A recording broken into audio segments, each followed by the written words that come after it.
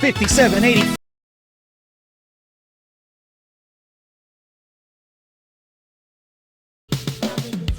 5784. Let's go. Yes, we caught a fucking fish! Fucking yes, man!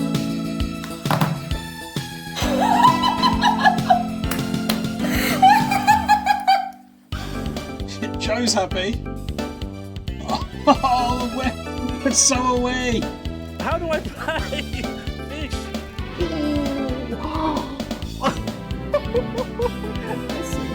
Oh, you motherfucker. Largemouth bass. 1,101. Holy fuck. Big. Oh, he's happy about that. 1920. Get that dolphin out the way. You look big. Please be a big fish.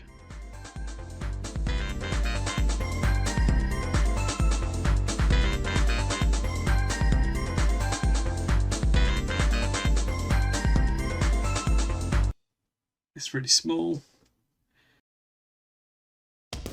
Hello everyone and welcome to this afternoon. You have reached twitch.tv/Sean Maul. Here I am, ready for Fishmas, ready for life, ready to be big. Albrot's made a joke. I can live with it. Hello everyone, how are we all doing? Have we had our tea? I'm trying to get into my postprandials. I'm taking a postprandial down the hill and a postprandial up the hill. I've turned the corner on napping. I think it's okay to get a haircut, thanks. I think it's okay to get this one as well. I really needed it. I did this haircut now because I think it's logical and wise to get as hairy as you can this time of year because it's cold. But we're getting a picture of ourselves on a tea towel for my nan for Christmas. And I wanted to look less scruffy for the definitive record of what I look like according to my grandmother's kitchen. So I just tried to neaten up. Yeah, it's pretty good. We took a picture of ourselves. Jan was sat down. I was stood up with a hand on the shoulder. And then I cropped it out and I put it in a lot of winter wonderland. And in the negative space created by one of us sat down, one of us stood up, I wrote Merry Christmas. And I think it's amazing. You should show people the tea towel pic. Are you definitely sign off on people? Yeah? All right. I didn't think, I wasn't sure if I was allowed. But if I am allowed, this is what aren't you significantly taller? Yeah, I wanted the negative. Yeah, I'm allowed to show you. Here's what's, how do I do fit to screen? This is what's going on a tea towel for her. I think she's going to really like it. I think it's pretty nice. I think a lot of the detail's going to get lost when it's a tea towel. But I think my nan's going to, it's a perfect gift because my nan will just unironically love it. My siblings and my generation will understand that I'm just having fun. And my mom's generation, she's going to be trapped between worlds seeing, she's going to see what's good about it from both angles. I'm going to send this to that freak who loves putting yellow leaning lines on Twitter images of men with women. Well, as you can see here, my gravity is pulled in. The yonic energy has thrown me off my center. So I am, even though I'm in a completely trusting monogamous relationship, as you can see by drawing the lines, I have been cucked. I've been cucked by gravity itself. Jam is safe. Yeah, she's grounded. She could get an electric shock and it would go straight into the chair. Whereas if I licked a battery, I'd instantly die. You can completely see who's stable and unstable in that shot. Is that a cook still? No, look, we're doing great. My marriage is safe. Sean's banned from batteries, always have been. Isn't it mad that we've still got batteries, don't you think? You would have thought, like, we had batteries in 1993, But now, surely everything needs 10 times as much electricity. It's not mad that we have batteries. Shouldn't we have a new kind of battery? Like, do you remember like in 2013, they brought out all these Samsung phones that explode on trains? And then we've completely ditched that line of batteries, and we've got a completely new line of batteries. Like, we've had this iterative technological progress of batteries, but the remote control takes the same thing it would take in 1992. Yeah, we do have loads of new batteries, but we've still got all the old batteries as well. Phones don't run on AAs. Yeah, it's just funny that we've still got these devices whose power consumption is so low that there's a kind of battery that we've had for like 30 years that we are not going to improve on. There's no iteration being done because they'd still need to go in the same cylinders that would line up with the remote control. We need to convince people that AA batteries explode. I don't have an issue with AA batteries, apart from they fit perfectly into a child's mouth. Bro hasn't read any Harmut Rosa and then 6 skulls. Very ominous. I don't seek to understand. Keyboard died. Enjoy that. Yeah, I do. You're saying that the reason you said do Y-double-O is that your keyboard broke. And is that a joke about running out of energy or something? Some things just need to send a yes signal when you press a button. That's it, yeah. That's it. We have... do you remember there was an era where they sold like universal remote controls? And then like your uncle got one, but it didn't work very well. It's mad that never kicked off because we have 3 remotes. And it's mad that it doesn't all work on my phone. They tried a bit to get things to work on my phone. One time, Jam managed to cast a YouTube video to my TV from Central Europe. That shouldn't be possible. No, the actual wired connection on my keyboard cut out and it received 2 O signals and then apparently sent an enter signal when it reestablished the link. Do you know what I mean? The Internet of Things is out of control. Anyway, how is everyone? How are you all? Any news? Anyone got any news for me?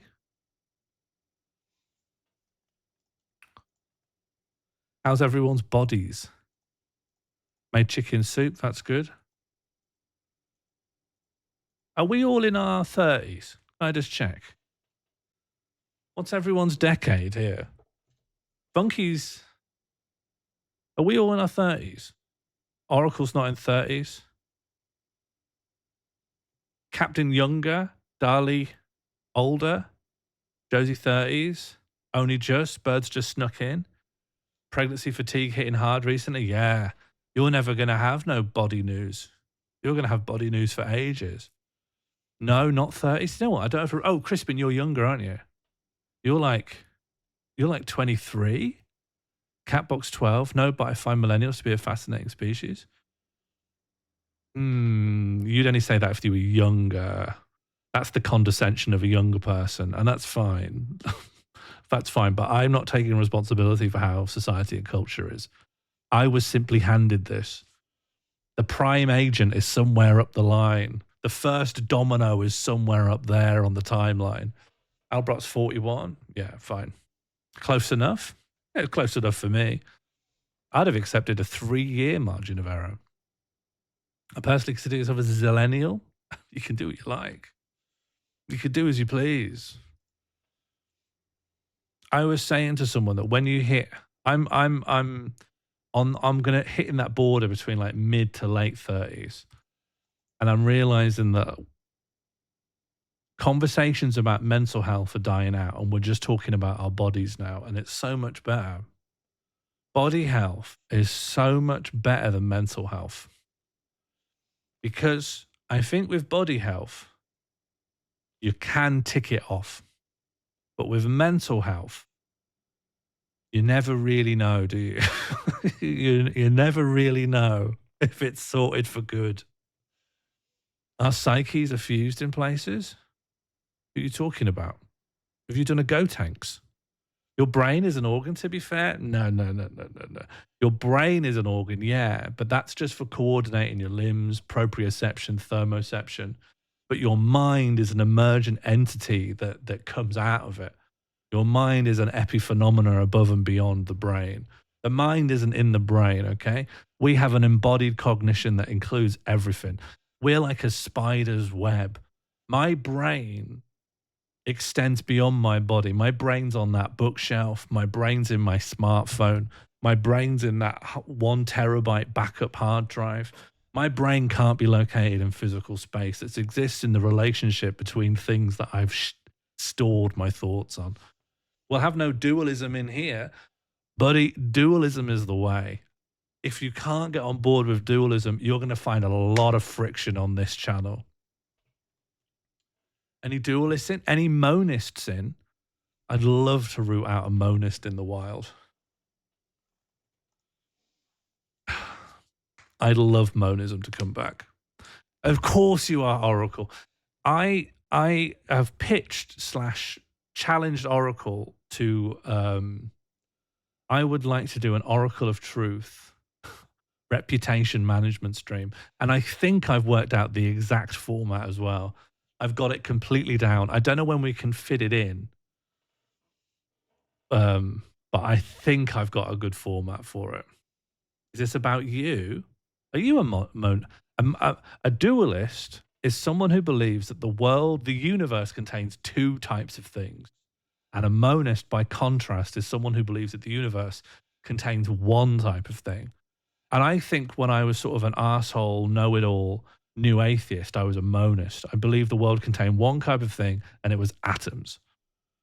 But now I'm a dualist, where I think atoms are definitely real. Sorry, I know that's boring. But there's also something else. There's something else out there. I've seen it. I've felt it. Yeah, could do some spring cleaning PR training. Trio list. Yeah, what's your third thing? You ever read Volatile Bodies? Bird, I've only read 3 books, and one of them was about going on a bear hunt. Sean took the dual wielder feat. Mind, body, spirit. The body is the mind is the soul. The mind is the soul. Body, that's atoms, okay? So we're talking about the same thing there. If anyone wants to go on my book club, here's book number 1. This book, start to finish, will they find that bear? Where is it? How are they going to get past? How are they going to get past this body of water? It really is a banger. I didn't actually know I owned that. Thank you to my glamorous assistant. What about muons? I'm not sure what they are. Let me look up muons. Currently, my Bing search is what time is it in China? A muon is an unstable elementary particle that's heavier than electrons and no, we're not doing that. We're not doing that. We're doing 1700s level, just thinking in your head about what's real. We're not doing particle accelerators. All right, do you want to hear about the docket? Do you want me to pitch the docket to you? You want to see my new stim? It's doing this. And you have to let me do it because it's an accessibility requirement. All right, the docket is, we're going to do my favorite 2 games currently are When Taken and Food Guesser. We're going to play those. Then I need some music for it. Do you know, Martine very kindly sent me a bunch of unused music that I really like, and I think we could listen to that. Martine at some point made like a fake video game soundtrack of what I would say would be like a SNES era video game. And that's just my kind of thing. So maybe we could pop that on.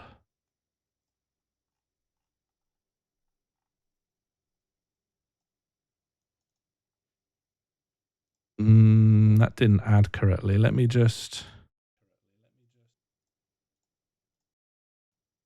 Because as much as I love doing it,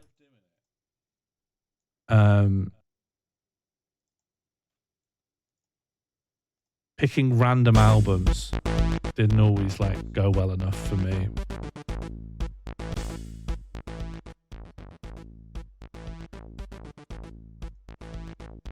That's so Martine. I wish we could all be so Martine, to be absolutely honest with you. All right, let's get When Taken going. I think When Taken's an absolutely solid game. Okay, it's going to be these 2 things. Then I want to look up 1-star reviews of your favorite places to eat And then I've got to pick from one of 4 games. But hopefully by then, a vibe will have been established. And I'll know what I fancy.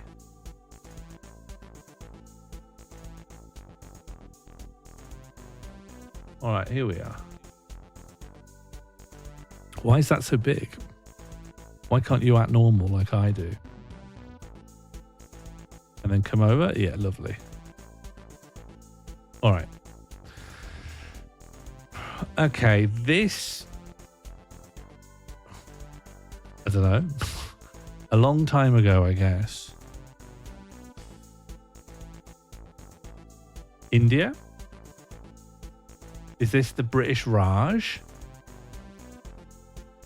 Is this a bit of the Raj?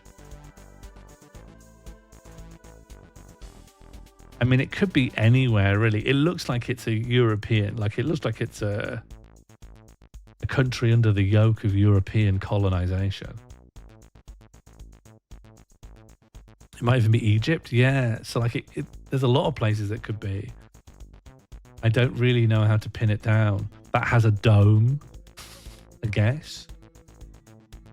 But this particular kind of horse and carriage, like the only thing that jumps out at me to help me figure anything out, this particular kind of horse and carriage feels Victorian England.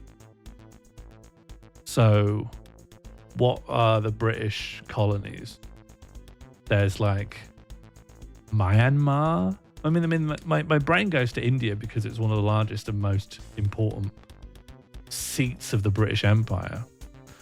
Ottoman era Istanbul. Yeah, let's go for that. Let's go for that. That's interesting. Because it really is a shot in the dark. Is this a tram? You can't see it because it's very effectively hiding behind a single tree. But it seems like there's also a little streetcar as well. If it's a fez, this is Ottoman. Well, that's a fez right there. But I thought fezzes originate from Morocco. I mean, that's where Fez is, right? Let's try Turkey. I like Turkey. Let's go. This is surprisingly sharp. So I'm going to say like 1920s. The Young Turks made them part of the national dress. Really, really huge intel.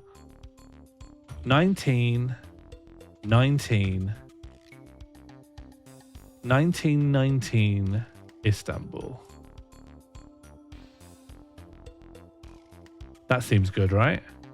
And let's just go. Oh, earlier. The photo looks too sharp for earlier. Welcome, Raiders. Welcome, Pete Pick enthusiasts. They need the belly band. That's hello, Shaz. Let's do a shout out for Pete. If anyone's not following Pete already, get yourself on it. You got photoshopping, you got wrestling, you got Robot. Well, is Robot Wars still on the docket, or is it all been chewed through at this point? You've got Are you watching the one about finding the guy to play Joseph in the Technicolor Dreamcoat? I come in and lurk a lot, but I don't always understand what's going on. There was stop motion banging on stream. I don't know what that means. He's watching Chinese Robot Wars. All right, all the more reason to follow. I don't know why I'm doing such a big pitch. You literally all follow Pete. Crispin, do you follow Pete? Arabic Mediterranean seems solid. Oh yeah, we're playing When Taken, the little game where you got to find where something was taken and when it was taken. Should I follow Pete? Yeah, click unfollow so that when you do follow, Pete gets a new notification. Hello, Beth. I'd be tempted to go higher. What do you mean when you say higher? Higher in time? The reason I don't think it's too sharp. We saw some pictures. You'd love them, Mumbles88. That would be exactly your kind of thing.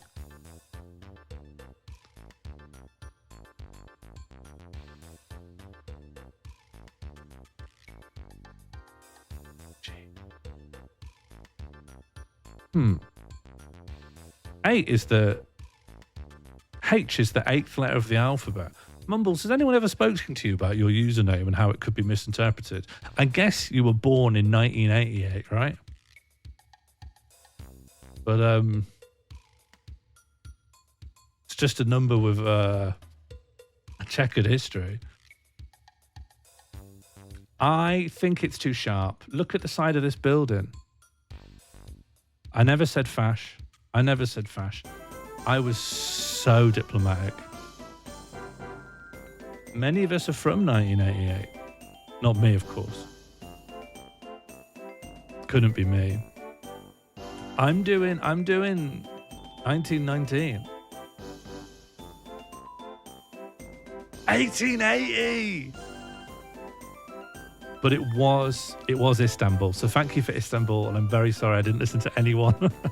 I'm very sorry I didn't listen to anyone about the time. Istanbul in 1880 stood at a critical juncture in Ottoman history. The empire was in the fourth year of Sultan Abdülhamid II's reign, a period marked by attempt to modernize while preserving imperial authority against mounting internal challenges and external pressures from European powers. Next round. Sean's the same age as my sister. And your sister wasn't the woman who came to see me in London. That was just someone else. Oh, hello. I wish I could make that out. That looks like E. Thornton's Gjolstilveri. That could say anything. That was my American friend. Sweden? I don't know.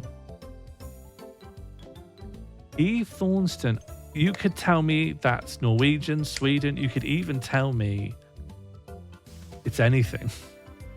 Look at the flags. Josie Russell back on the flags. Denmark, right? That's Denmark. Let's just go Copenhagen. No. We'll do my favorite little thing to do of pick the second city. I think they always get you by... Where is Copenhagen? Copenhagen?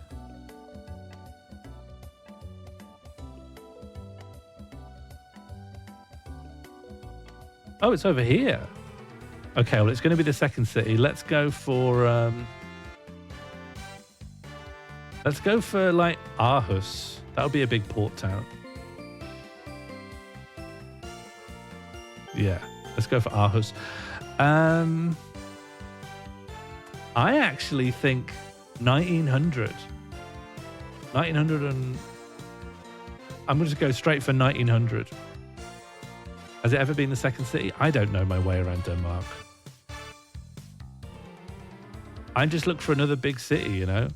When I say second city, I just mean like zoom out a bit and pick one of the cities that hasn't disappeared off the map yet.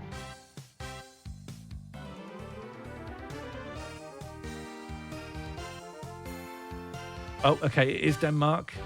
And it was Ribe or Ribber or something. It's Denmark's oldest town. Pretty good, though. 96 out of 100 for time, 94 out of 100 for place. 1904, and I said 1900, so pretty solid from me there. All right, flag enjoyers, please help. Is that Australia? So if that's Australia... Is it Australia? 2022... Putin committed genocide again and there's a dead body. Okay. So it's Ukraine. Is this war against Ukraine flags? No, this is Australians against the war in Ukraine, right? There's not that many flags. It's just Ukraine and Australia. Australia, Australia, Australia, Australia, Ukraine, Ukraine, Ukraine. The war against Ukraine doesn't have its own flags. Let's look at road signs. Well, that footpath's closed. I don't know what this is. I think this is probably like... Oh, hello. Okay. I need some real Oceania experts in. What's the plaque on the back of the building? Oh, an embassy. Yeah, that makes sense. Josie's here. Josie doesn't need paging. Josie's fully present. This plaque, I think, is going to be forever unreadable. South Vietnam flags. What is the Ukrainian flag? Let me just check, because Ukrainian flag. Yeah. This is just flags in support of solidarity with Ukraine. And this is Ukrainian national dress. This is like Ukrainian folk dress. So this is like, this could be the Ukrainian diaspora in Brisbane. Didn't they have First Nation flags? It says Putin right here, and then it's a yellow and blue flag. This is a protest. So all of the Ukraine stuff is kind of a red herring, because that's not where we are. So I think it's Australians in Australia against the war in Ukraine. Would it be the Ukrainian embassy? So I think we go to, it's going to be in the Australian capital city, which is Canberra, right? Because that's it. Don't all the embassies? All the embassies are in the capital city, the center of politics. Zoom into the van. I will, but it's going to say police. I'm going to Canberra. I'm going to Canberra 2020. I'm going to say 2023, because why would you specify the year if that was the year? It's South Vietnam. All right, I'm going to trust Baldy. It's South Vietnam. What's the capital of Vietnam? Or maybe I know it. Let's zoom in and see if I know it. Is it Ho Chi Minh City? I'm just going to go Ho Chi Minh then. What do you mean, Sean? I don't know all the capitals. Sorry, I'm not on Sporkle. I don't know all these things. Why would I know the capital of every city? Why would I know the capital of Vietnam? I'm quite good on these things, but I don't know every capital.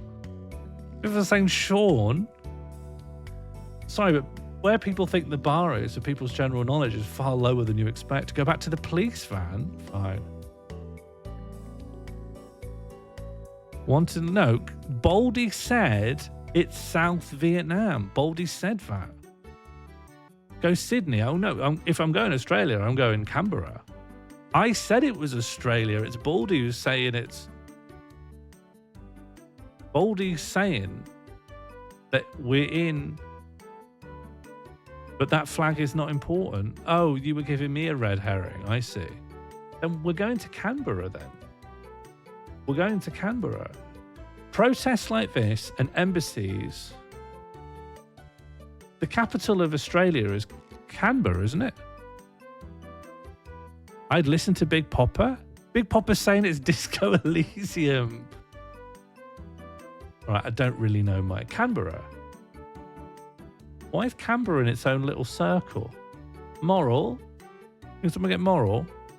The plaque literally says it's a city hall, not an embassy. All right, we're going to Brisbane then. We're going to Brisbane. But just know that if it's wrong, it's not my fault.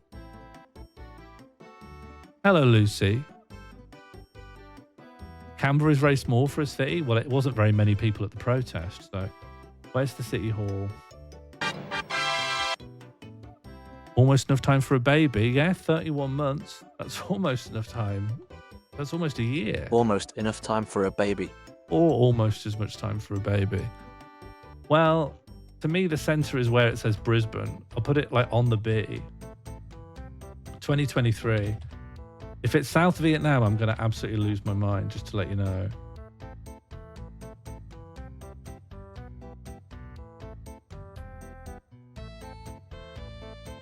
$100 out of 100. 100 out of 100. That was a perfect score.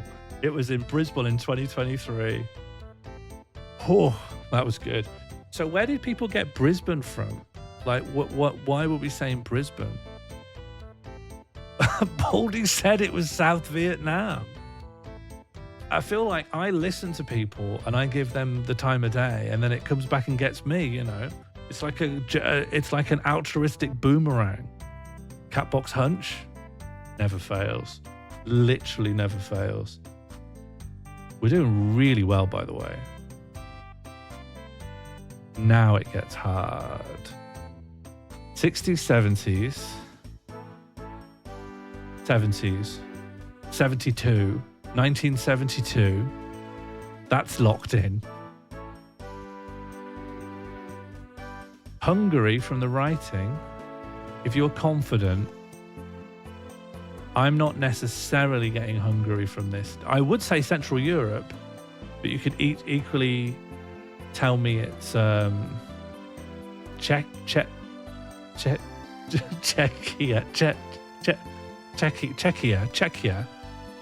How do you say it? Everyone has a go at me when I say it wrong.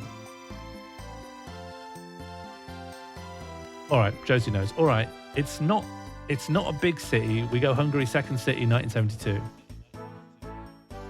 It's nice when we get some that go fast, I think. So not Budapest.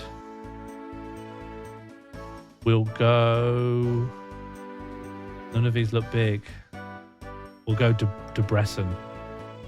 We'll go in the suburbs of Debrecen, somewhere near the university where it's quite nice, near the botanical gardens. One of these nice little suburban streets here. It was exactly here in 1972. Any contrary opinions? Czechia. All right.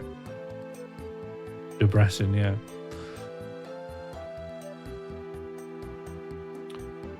Okay, really good. It was actually in Szentendre, and it was in 1983. But honestly, I'll take that. I think we should take that as an absolute win. Quite wrong on the photos. Okay. We're going straight here. That actually doesn't give a lot away. Lucita Salon. Something Salon. Then this says something Afric. Could be America. Antiwarcommittee.org, @antiwar, protect the Dream, defend Dhaka, Sanctuary Now, resist, stop, rack, pass the Dream Act for America's future. Okay, so when was the Dream Act stuff? Albert, have you got a good memory for the Dream Act protests? Obama years. Okay, yeah, the Dreamers. And then we've got a brass band with them. And this guy with the saxophone out in front, leading the way, the vanguardist. Black Lives Matter. When did Black Lives Matter enter, like, just pan-protest parlance? Protecting Dhaka was early Trump years. So, when did Trump get in? What happened? BLM was 2020. Well, let's go 2021 then. Let's just go 2021. Yeah, BLM was around for a few years before. I think the Dream Act is the most important thing for determining the year. Dhaka was not under attack under Biden. So let's go 2018. Yeah, but look, it's not big here. Well, I'm talking about when it existed, not when it like in 2020, if you didn't put a tweet saying Black Lives Matter, you could basically be written out as a racist. But before then, it was still like a protest slogan. It just wasn't like the topic of 3 or 4 months. And here, it's not really well represented. It's just literally on one sign, meaning those protests must already have begun. What does the Calliope sign say? What's Calliope? Is she Calliope? Although, actually, what is this protest about? Like, this seems to be about anti-war, and this seems to be about the Dream Act. This seems to be about stopping something. This says, like, there's a law that should get passed. This says that there's something that should be stopped. Is this just a general people's protest? Calliope. You're not going to get anything more than that. This is a protest about various things. Although, no, Sanctuary and Dream Act seem to be the main ones. Herman Coffee. Okay, but the real problem, I think we can pin it down to like 2018, 2019. We'll get lots of points there. We can't be too far wrong. Minneapolis. Motown. Minneapolis? Where? Past the Minneapolis Sanctuary platform. Lucy, you're an absolute genius. Now, I couldn't tell you where Minneapolis is to save my life. I don't have the first. Minneapolis. Minneapolis. Minnesota. It's right there. What do you? There's loads of words here. It's right there. What in this this map filled with words? Minneapolis. Minneapolis. It's in MN. Minnesota. Minneapolis. Great. Minneapolis 2018. We happy with that? We happy with this? Yeah, but Captain, I never read the thing I'm hovering on because my mouse is obscuring it. All right, good job, Albrock. You would have got us an extra point if I'd listened. But I think this is my high score. Our high score. 864 out of 1,000 is a really good score. That's pretty good. 864. We did a lot better on location than we did on year, which is a shame because I feel I have more agency over picking the year. I feel like that's the bit I do. All right, food guesser. Could have had. You could have done next time. All right, we'll do a quick play and then we'll do a daily. In food guesser, we see a type of food and then we got to guess where it's from. This is made from cornmeal, okra, butter, salt, and water. I haven't really got a read on what this is at all. Yeah? United States? I've never even heard of this. Well, I mean, I don't know the name. I don't know. If you say United States, let's go. Let's go for it. Cool. And it is to the southeast of America. Is that where the Caribbean is? So are we going like Jamaica? Warm. Okay. I don't know my geography of the West Indies that well, but what is to the east of Jamaica? West Africa. I think that's too far. I wouldn't say warm. San Lucia?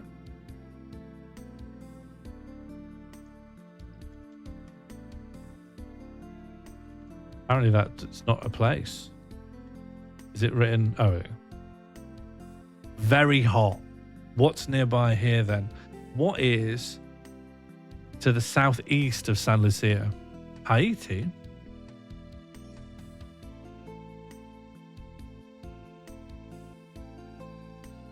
That makes sense. We're a little less warm there. We have one more guess. And it's to the southeast of San Lucia and is more or less east of Haiti. Barbados, I have to give Josie Russell more credence than I do the average person. It is from Barbados. They also have it in Antigua and Barbuda and the British Virgin Islands. Never heard of it. Its origins can be traced back to West Africa, brought to the Caribbean during you know what. All right. Rice, sesame oil, salt, sesame seeds, gim. This dish involves mixing cooked rice with sesame oil, soy sauce, and chopped vegetables, kimchi, and meat. There's so many countries in East Asia. Korea? Yeah, fine. Great, thanks. Kontomaya, cocoyam, leaves, palm oil, tomatoes, onions, chili peppers, fish, salt, and seasoning. This is made by boiling contomire leaves until tender, blending them into a paste, separating them in a separate pot. Palm oil, onions, and tomatoes and chili pepper are sautéed. Nigeria is a good shout. Like West Africa is a good shout. I could also believe this is the Caribbean again. Just because of the fish. Thailand? No, I don't think we're in Asia here. Chili peppers, fish, salt, and seasoning. What are these in this bowl here? Like, which of these ingredients are being depicted in these bowls? Are these plantains? Gotta be West Africa or West India. Let's go with Nigeria as a starting point, and then it does tell you if you're on the right track. Okay, we'll warm with Nigeria, but then it says go west.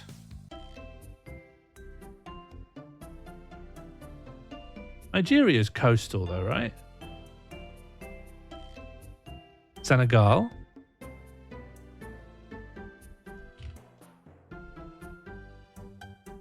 Now we're going the other way. We're going back east. So what's in between Nigeria and Senegal? Mali, Ghana, Guinea. Yeah, there's a few in there's a whole sub-Saharan block of places, and I don't know what distinguishes one cuisine from another really. A few people are saying Ghana, so it was Ghana. Great. We got there. We did it. Chicken, coconut meat, milk, green curry paste, fish sauce, brown sugar, basil leaf, lime leaves. This is going to be Vietnam. Thailand? Yeah, okay. I'll bow to that. I just want to get one. I just want to get one that I'm like, I figured something out. I just want to get one thing. Oh, tatties. Fine, yeah. Yeah, fine. Let's go back to the main one and do the daily. Okay, pork beef, bacon, salt, black pepper, butter, flour, onion, parsley, and nutmeg.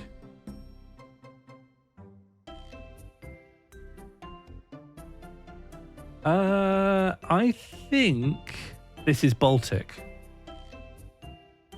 UK, I think that's Baltic. The Baltics love combining their meats.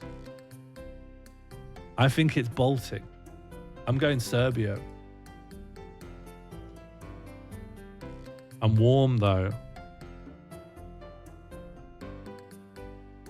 If not Serbia, where's Slovenia? Slovenia. I'm hot. Balkan, sorry. I mix up Baltic and Balkan all the time, and it's a very stupid mistake. Slovakia.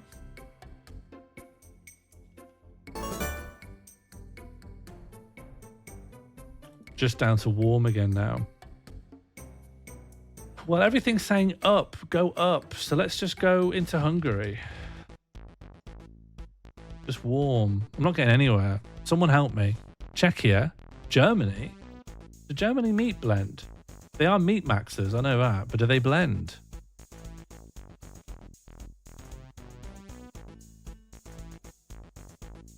Dutch? Where's Martijn? Slavink is a traditional Dutch meat consisting primarily of minced meat and bacon. The name Slavink is derived from slaan and vink.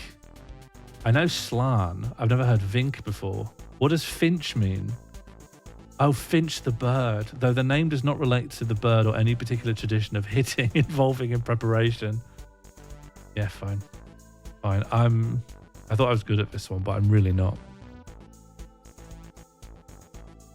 Ground beef, bulgur, onion, tomato paste, pepper paste, garlic, egg, olive, salt, black pepper, cumin, parsley, paprika, mint. Spiced lamb or beef meatballs. We're Eastern Europe somewhere. Iraq. I guess there's cumin and parsley. guess there's Cuban and parsley. Iraq. I don't know. Maybe Middle East. Yeah, all right. I can't just. We get into areas where I can't distinguish the national cuisines. Really, regionally, it makes sense. Can you get a song for your playlist? What are you assembling a playlist for? Yeah, let's go Iran. It borders Iran on the northwest border. Who has better geography than me?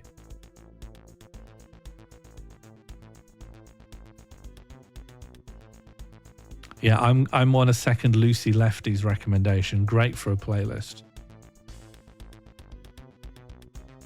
All right, maybe it was Iraq. Maybe I should have listened. It borders, so Syria. What borders Iran, Iraq, and Syria? Does Armenia share all three borders? Saudi Arabia? My geography is failing me here. I'm not confident on what definitely borders all three. I knew these guys bordered each other, but then Turkey? Turkey borders Iran. Fine. Guess they're on the old spelling of Turkey. Yeah, it was Turkey. I need to look at a flipping map. Flour, water, salt, ghee, butter, milk, sugar, eggs optional, honey optional. I think we're down by Turkey now. India, I guess because it's ghee. Are people being like, ghee? Are you going, ghee, that's India? Ghee equals India. Look, I've got ghee in the fridge. See? Look, pointing northwest, that's where I live. I'm northwest of India and I've got ghee in my fridge. I said Turkey.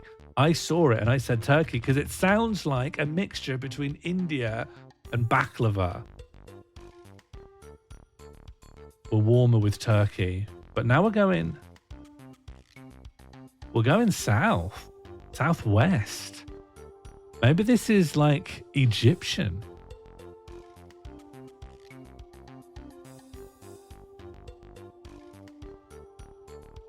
Just thinking of like, because Turkey, you go southwest, you cross a bit of the Mediterranean.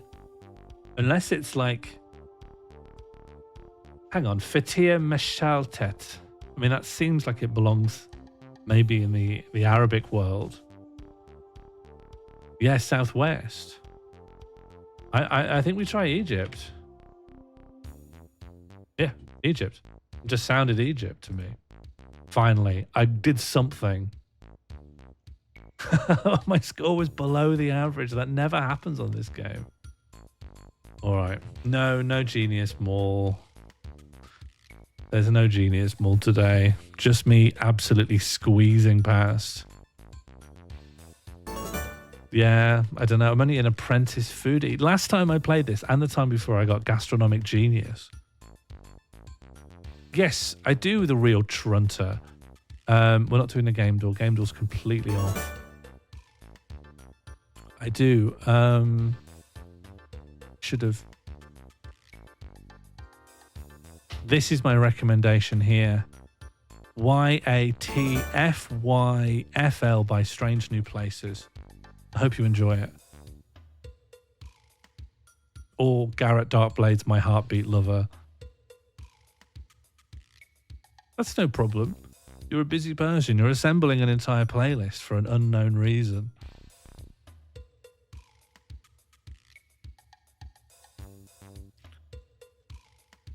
Okay, let's try something.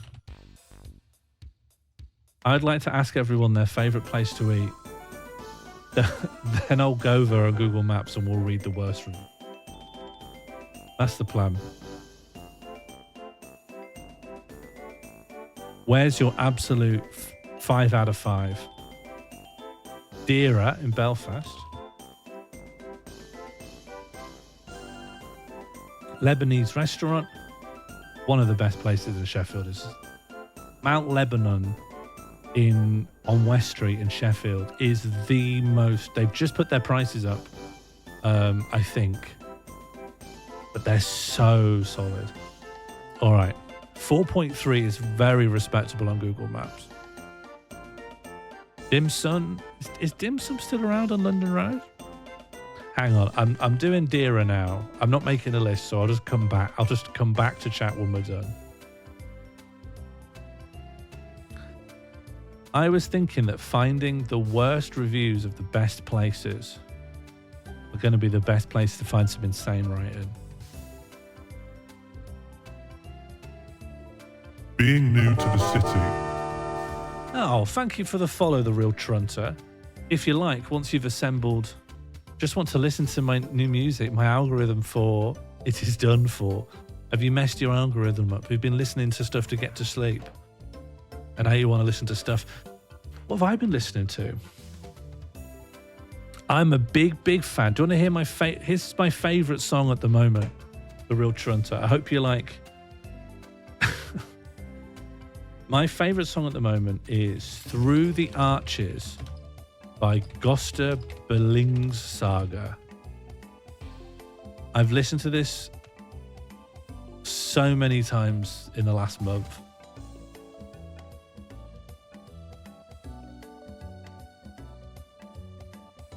Being new to the city, we came here because of the positive reviews and because we were also looking for halal food. Service was not good. Waitress didn't want to be there and food was mediocre at best. Chicken wings had some sort of cheap hot sauce on it. Rice seemed like it was old. Hummus the only nice thing. This person's taking a picture. There's an ambulance. There's an ambulance. Ambulance was called because a friend wasn't sure if the food contained nuts.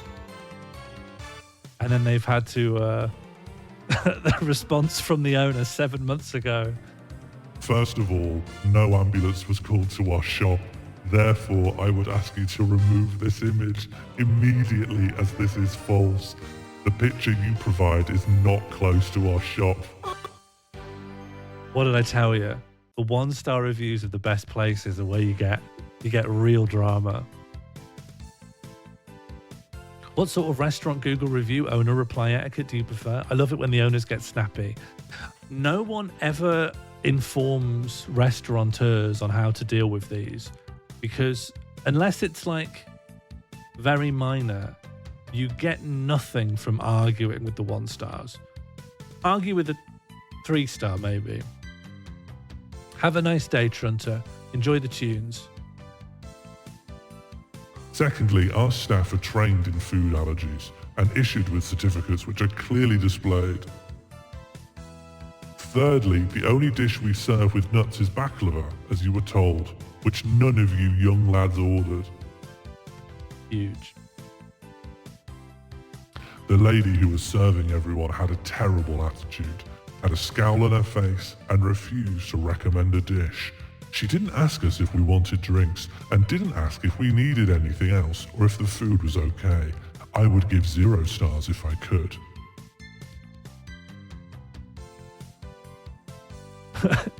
Eating elsewhere presently. That means like I'm eating elsewhere right now, doesn't it?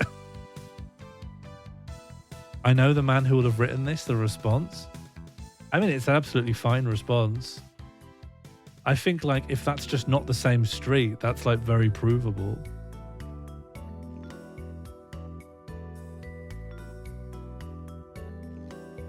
Went in last night and one of our party asked if an item was gluten-free. The waitress just replied, I don't know.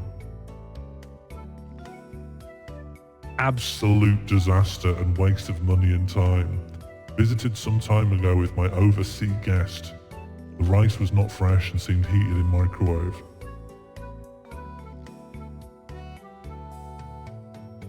This is just complaint. Oh, we've got a picture. Not worth the money, small portions, and the lamb wrap last third was just salad. Very disappointed. Have any of you ever left a bad review on a restaurant? I don't think I ever have.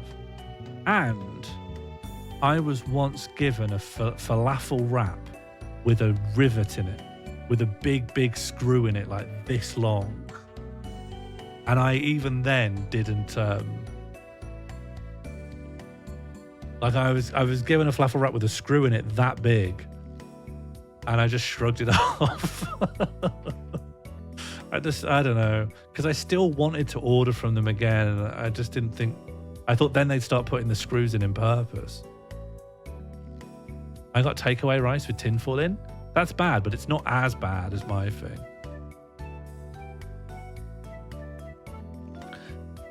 Is it Funky or Albrot? Are you willing for me to find your bad review?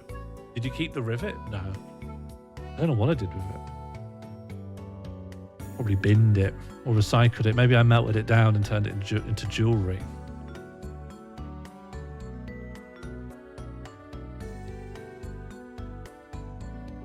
Was it to Funky and Albrot? Was yours via Google reviews? Could it be findable here?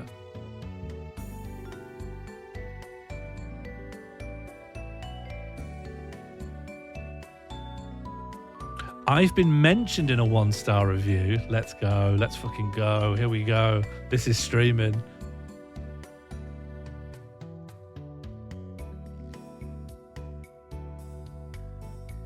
Abuelos in Orlando was always good to me. White Oracle of Truth says Noodle Stab, presumably not because it's bad, right? Noodle Stab absolutely slaps. Darlie Sam's playing Slay the Spire again. Just want to let everyone know.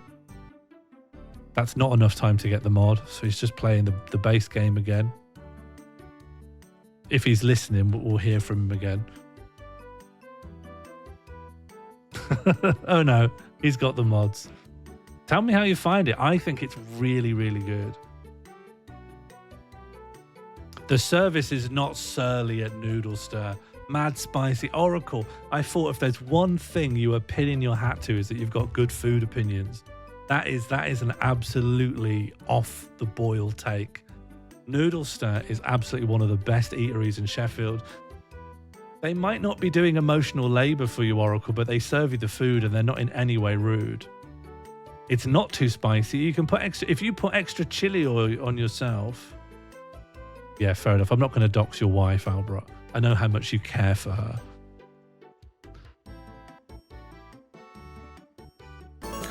What's the one in Sheff by the train station that's open late? The place to eat in Sheffield is by the train station that's open late. There's nothing by the train. If you want to eat when you get back home on a late train. I remember, did I tell the story when I got that train and they thought the train in front had killed someone? And so I got back at after 1 a.m. I had to eat a frozen Snickers from the last vending machine they left on. There is nothing to eat around the train station when you get back late. Have I got a top Sheffield food rank yet? Yes. Noodle Stir. Noodle Stir right here. Noodle Stir, absolutely. I got Matatat, and it's up to you to try this place. And now, honestly, I think they've invited us out to things just so they've got more excuses to go to Noodle Stir. It's been one of the most successful recommendations of my life. A 4.5 on Google Maps is absolutely nothing. They've done a complete refurb. They've got hand-pulled noodles, and they've installed a hatch. It's not like this anymore. This is so old. This is so out of date. They've installed a watching hatch so you can watch the guy hand pull the noodles, and he bangs them down on the metal Gastronorm counter so loud that everyone who's never been there before jumps, and then he immediately throws them into this just giant wok fryer, and then they're done. It's so good. It's so nice. They do that lovely aloe drink. They don't really cater so well to vegetarians though. So my whole thing at the moment is I am a vegetarian now again, except at Noodle Stir where I will eat beef. Except they're not Noodle Stir anymore. I should say, big news for Oracle and all the other gastro heads in Sheffield. They've called themselves Yo Noodle, which I think is just terrible. It's such a terrible name. It's such a bad name. Also, sometimes they're just randomly shut. Just randomly, they're not open. But this is a good place to eat. That recent, very recent. Yeah, there you go, Noodle now. They haven't even changed it on Google Maps. Yeah. Takes you to Noodle Performance Arts. I hate Yo Noodle, it's not good. That's what I was thinking. They're sort of implying they're part of the Yo Sushi brand. Yo Noodle. Are there any reviews of Marling's Chinese chip shop in St. George's, Bristol? Let's find out. I mean, there will be. There's reviews of absolutely everything. Looks like its government name is Marling's Chinese and Fish Bar, which is slightly better. Let's get down to our reviews, and then we're going to sort by lowest. Hands down, the worst Chinese I ever had. The black bean sauce was sweet tasting. Even the special fried rice was mushy and had tofu in it. I chucked the lot in the bin. It was that bad. Don't waste your money.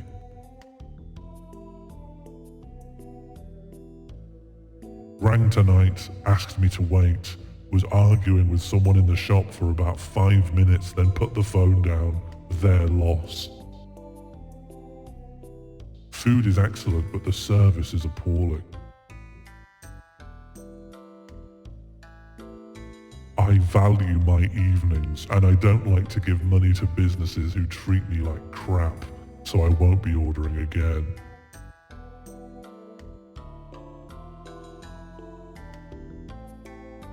The worst customer service. If you can't cope with the amount of orders, turn deliveries off. Not good. There's a place in Sheffield where the food is really good. It's called like Tex-Mex?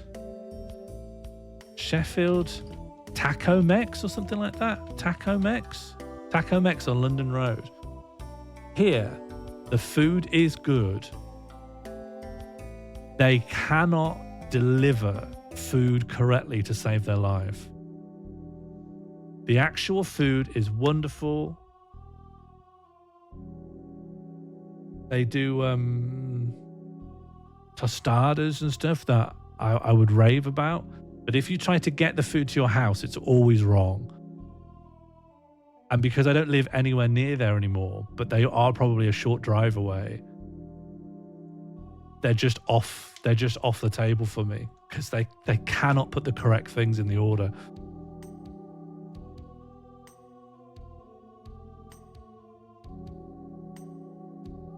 Like I just want to talk about everywhere I've eaten in Sheffield. Is that weird beer place? Yamasushi Noodle Bar. Is that what I'm thinking of? No. Not Barry's Bar.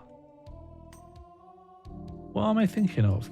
The place that serves like loads of different cuisines. Is it still around?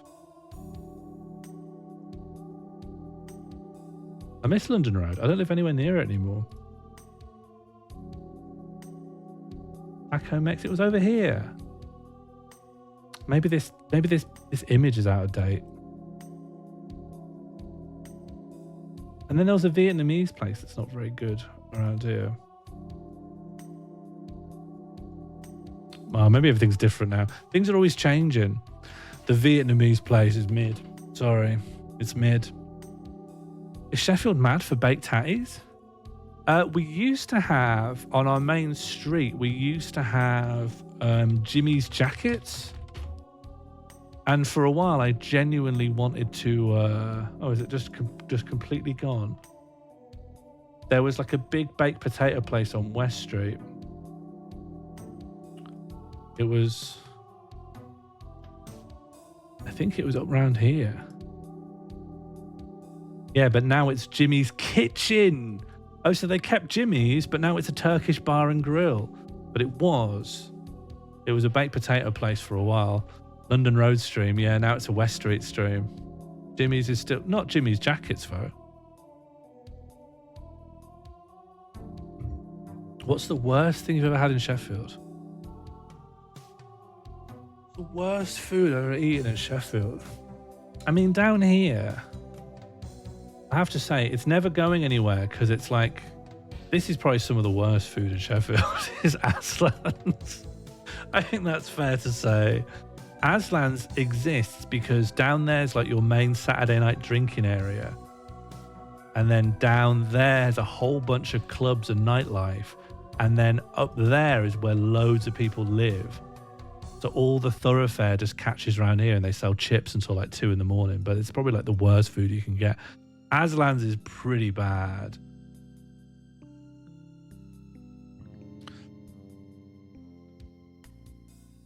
I like they clearly couldn't get. They did change it. It used to have. They have refurbed it in there. Tram top taste. Oh yeah. Do you like the tram? Here's Super Tram. Super Tram's having a lot of problems at the moment because they're like Universal Credit. Universal Credit is advertising themselves. Keep things smooth by making the move to Universal Credit. Universal Credit is unemployment benefits, right? Are people? Does that need an advert? Hey, have you tried being on unemployment benefits? Do individual people make the move to Universal Credit? I thought you don't have any choice over what you get. You just apply to the government. People are being moved from ESA. I thought ESA is long gone. I thought it's all been Universal Credit for like years and years and years.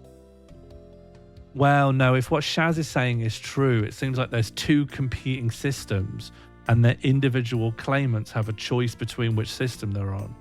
I did not appreciate that was the case. ESA move ongoing. This is from July. I just thought Universal Credit was just the system and had been for a very long time. Don't they call the Job Centre Plus? Are they still called Job Centre Plus now? Or are they moving forward with calling them the Live Well Centre?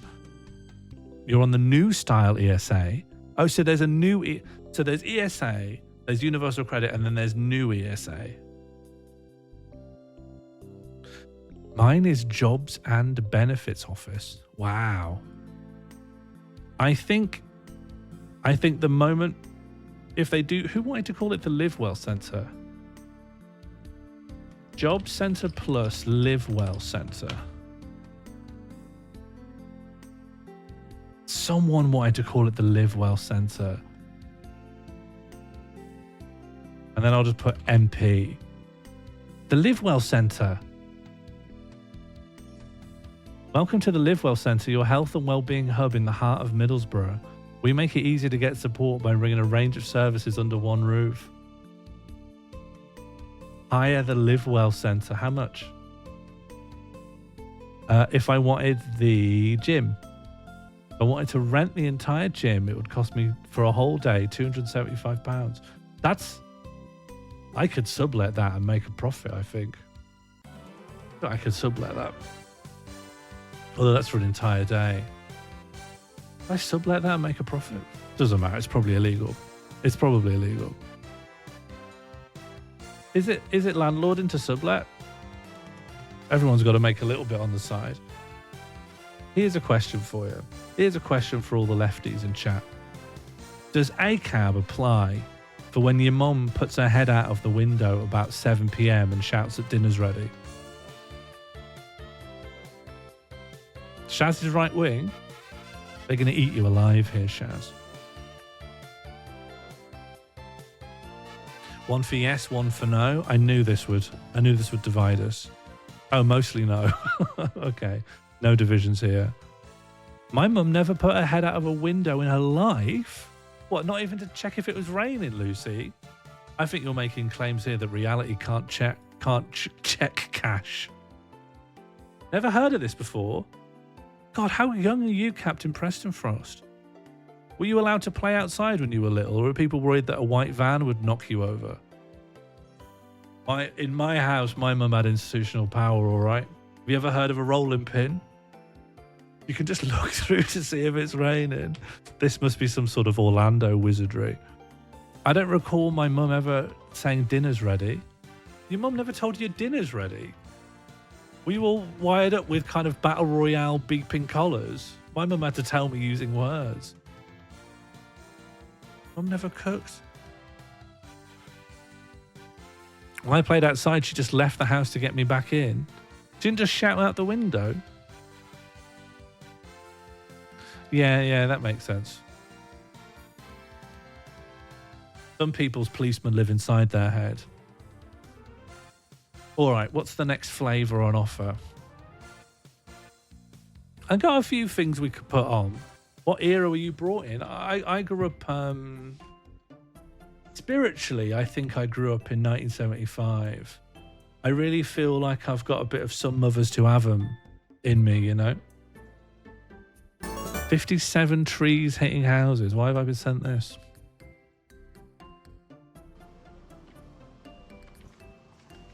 Yeah, let's pop this on. Thanks, Albrock.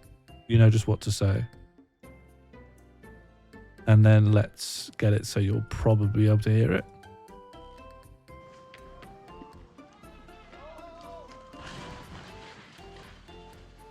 I haven't been to the Indian restaurant. What's it called? Where's Spittle Hill? I just knew when tea would be each day. Did your mum ever throw a jam sandwich out the window? No, she never had cause to. Where's Burngreave?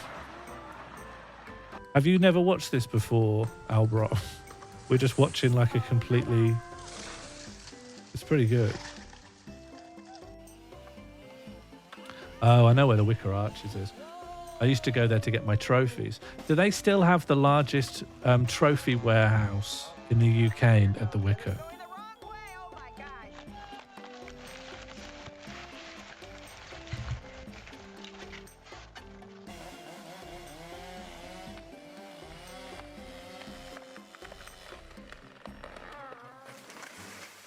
If I was cutting a huge tree next to my house, I think this would be one of the big things I'd think about. And I'd take the steps. I assume, like, determining which way a tree will fall when you cut it is just a matter of technique, right? And that it's probably would have been trivially easy to do it the right way rather than the wrong way. This is pretty good. There's a nice, like, libertarian sort of, like, right libertarian kind of justice to this, of people who just didn't want to get in like an expert, almost like, my land, my freedom, my chainsaw, let's go. And then they smash their roof.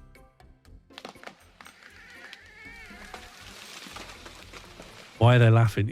I would laugh. I don't know if you have the same sense of humor as me, but if I saw a tree smash my house, I would laugh. That would be my first instinct. I'm a bit of a nervous laugher, you know. And I think I should completely expunge that from my life because when nervous laughing gets out of control, it's very annoying. This is intentional. This is someone actively pushing trees onto a house.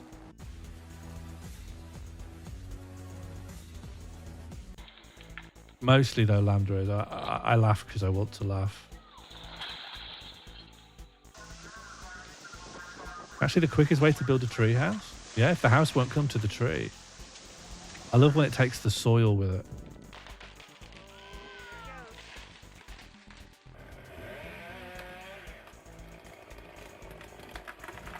Maybe all of these are on purpose.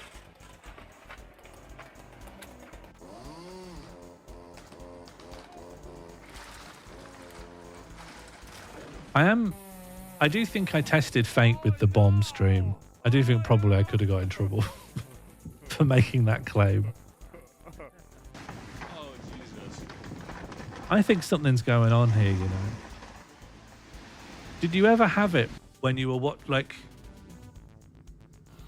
to me, You've Been Framed is the first time as a kid you learn to like gain some media literacy about fake media.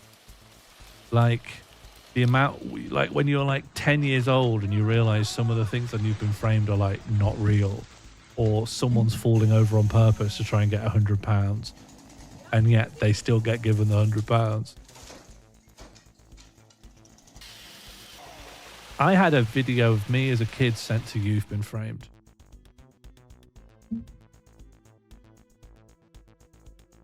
I was it was just some kind of assembly thing or some sort of school. I don't know what it was. But essentially, I was just poking the kid next to me until he just pushed his arm across my face and knocked me over backwards.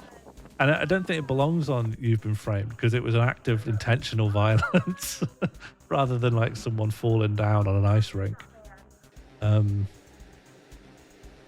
But they did watch it and they said, this is not appropriate. No, I didn't get Ed. I don't have it.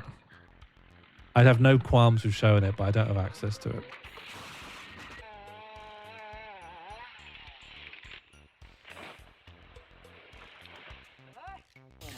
Seems like the houses fall into two categories. Ones that just would fall over in a breeze and ones that could withstand a giant tree.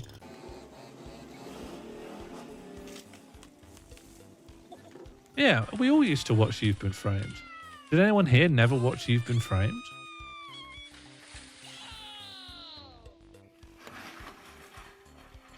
But you couldn't do You've Been Framed now. It doesn't make any sense. It makes more sense to put it on TikTok and get like 5 million views, which would be like £200. They never, the money you got from You've Been Framed never went up with inflation.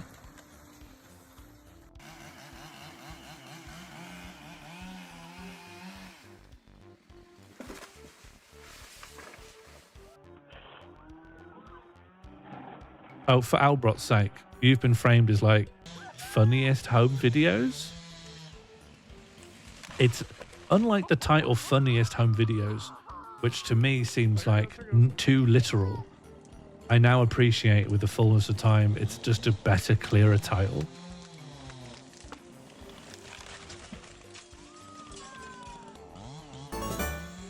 Some of the things on You've Been Framed looked too much like a child genuinely got hurt, and I'd find it tough to watch. Whereas on TikTok, they won't show you that, ever.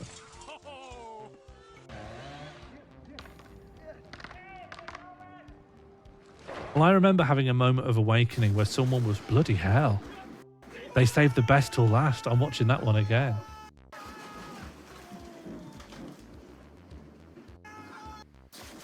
Wow. That's the kind of stuff that you live your entire life hoping you'll experience one day. Look at that. That's so good. That scream is so appropriate. Wow. Has anyone ever got lightnings?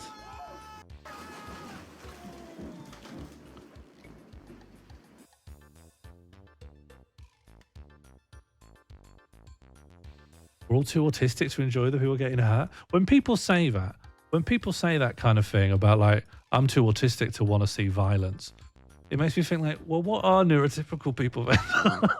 What is this other outgroup we're talking about? Like, we're talking about like psychopaths.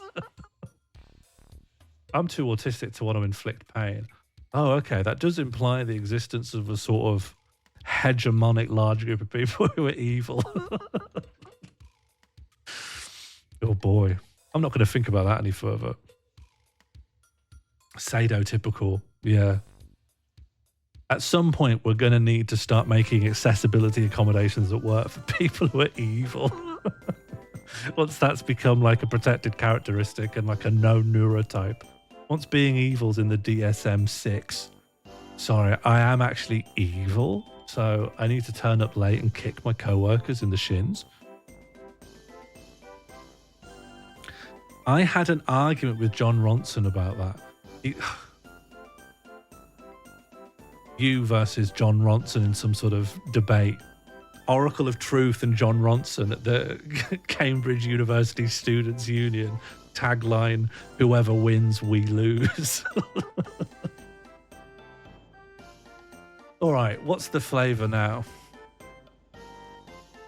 There's a few things on the cards. We can go in for a bit more No, I'm Not Human. We could go on for the car game, and I could level up a bit more in the car RPG. There's a new game which probably would suit a kind of second monitor afternoon stream, really, now that I'm thinking about it. Resume Tulip. Do you know the guy who made, do you know the Love to Lick Studio lads? Lot. gender ambiguous collective. They've released a new game like in November. Bring back Tulip. You really want to bring back Tulip? And we got 1 vote for car game, 2 votes for car, 3 votes for car game. Maybe let's just do a bit of driving, you know? Do you remember when that person came in and taught me through all these mods and extensions that I could get to make the car game better?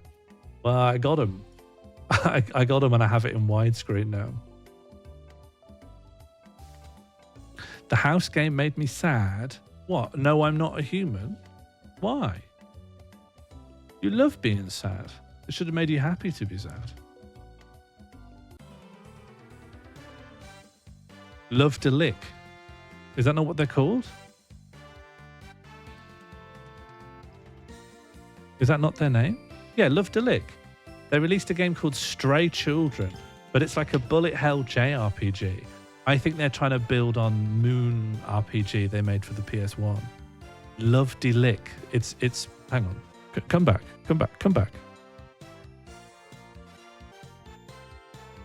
Love to Lick. This is the name of the studio that made Tulip. Love to Lick. Well, all right. I'll come back. And they've just released... Well, I don't know if it's under Love to Lick. Probably not. But it's the same people. That's very different. Yeah, that's about as different as it gets. Maximally differenced.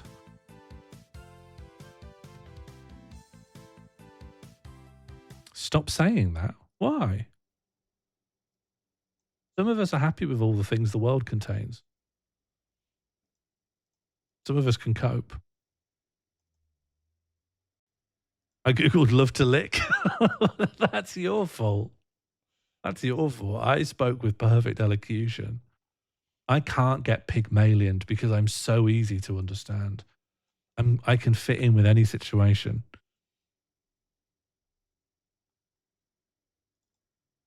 Do you think any of you guys could get Pygmalioned? And no, I don't know what I mean by that. I won't be taking any more questions at this time.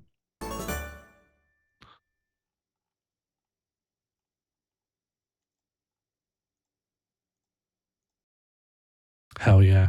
This might just be one of the best games ever. Full screen? You betcha. Well, not full screen here though. All right. All right, forget full screen on my end. It's more... Oh God. Which function key will take me out of full screen?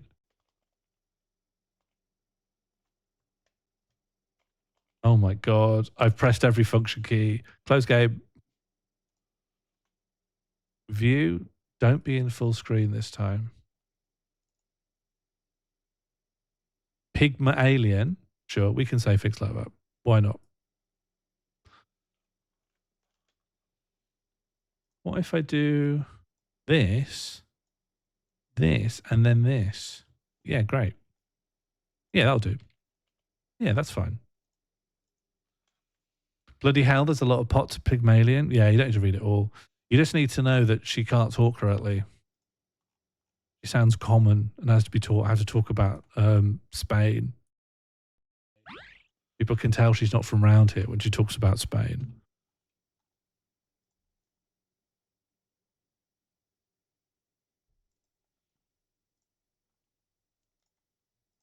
Okay, adventure, continue.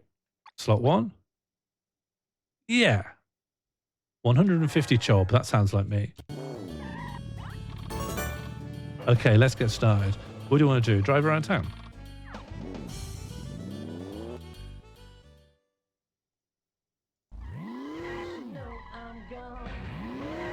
This is just one of the best games ever. Yeah, I played a little bit. I had to start a new game to... Can I show you something? Can you Pygmalion the cars? Or explain what you mean and then I'll tell you if it's possible. Let me show you something absolutely amazing. If I go to my garage, I have my own house. You have your own customizable little garage house, and you've got this little 2004 TV. Did I put a CRT filter on? I did. Do you like it? You can redecorate, but currently I don't have anything, and I have emails. Dear Chobis, do you like the... Dear Chobis, do you like the computer? I'm sure you have checked the email box. Select a message using the up and down buttons. This is for all living in this city to communicate with each other. Wonder Realty. Dear Chobis, your email is now connected. The system will notify you of a newly arrived message by the GPS light and a ping sound. Next message will show you how to use the email box. It's that kind of thing. The game's just really good. Yeah, so let me explain the look. Oh yeah, I did promise to do that. So people want to know if while I've got the deep voice changer on, can I talk high enough that I sound normal? So let's try it.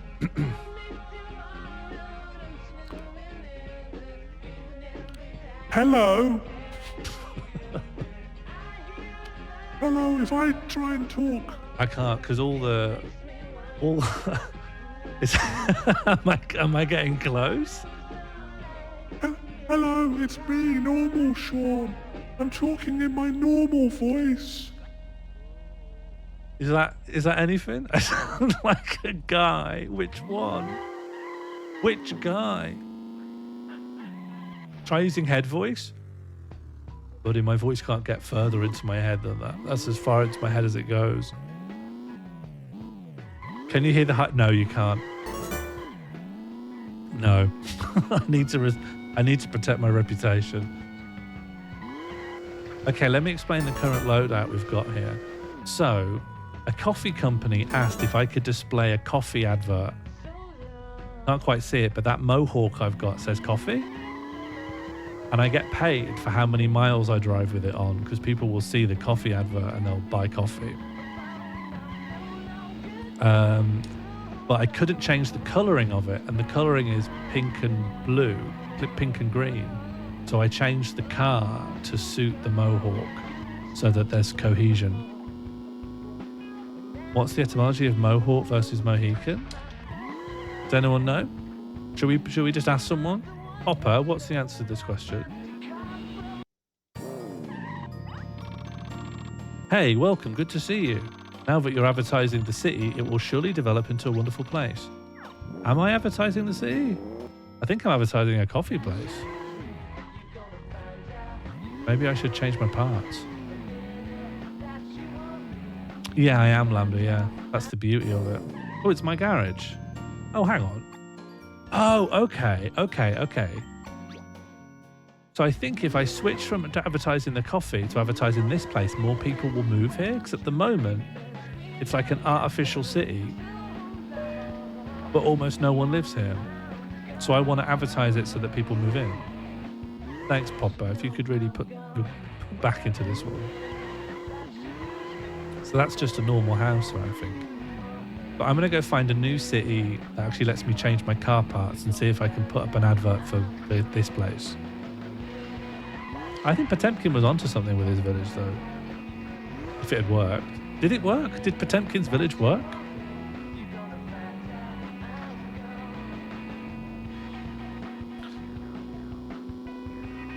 At my gym, when I happen to go to the gym, which is often, I like to try and go at like odd hours so it's quiet. The guy I always have to deal with, we're going to Sand Police. The guy I have to deal with doesn't like the way that the codes are handed out. Because normally in the morning, all the codes are put on slips of paper and they're cut off. And then you sign someone in and then you give them the code and they can use the code on the door. But he doesn't like doing that. And the first time I found that out was when his shift had swapped with someone else and she just couldn't find the code anywhere. And he was explaining he just writes it down every time. So that was one time I couldn't get in because of his system. Then the next time I had him and he gave me the code and it was wrong because he'd misremembered it. And then the other time he had the code, but he couldn't write it down because his pen was out of ink. So he had to just keep saying it to me until we were confident I would remember it. And so it's got me thinking, the code, there's only a certain amount of numbers that the code can be.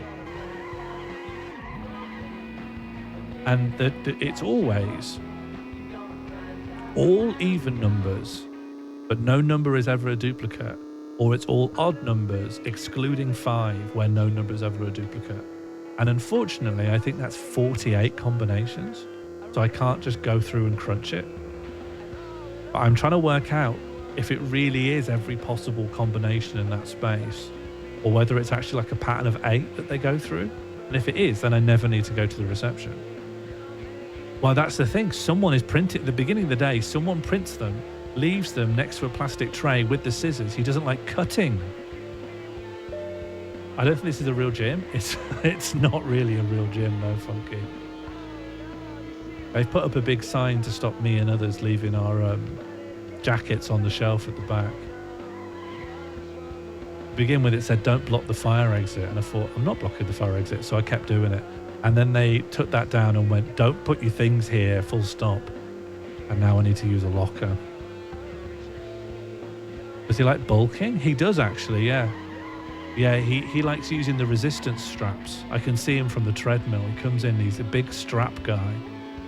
He's mad into straps. In fact, I think he only works on his arms. So maybe cutting with the little safety scissors is beneath him. The straps are horrible. Tell him. Why does your gym have video game nonsense? Which bit's the video game nonsense? Like passcodes? That's not. Is that video game nonsense? You never had to put a little number code into a door? Yeah, my arms are too tired to cut these into little bits. Not me though. I love a little go on the scissors.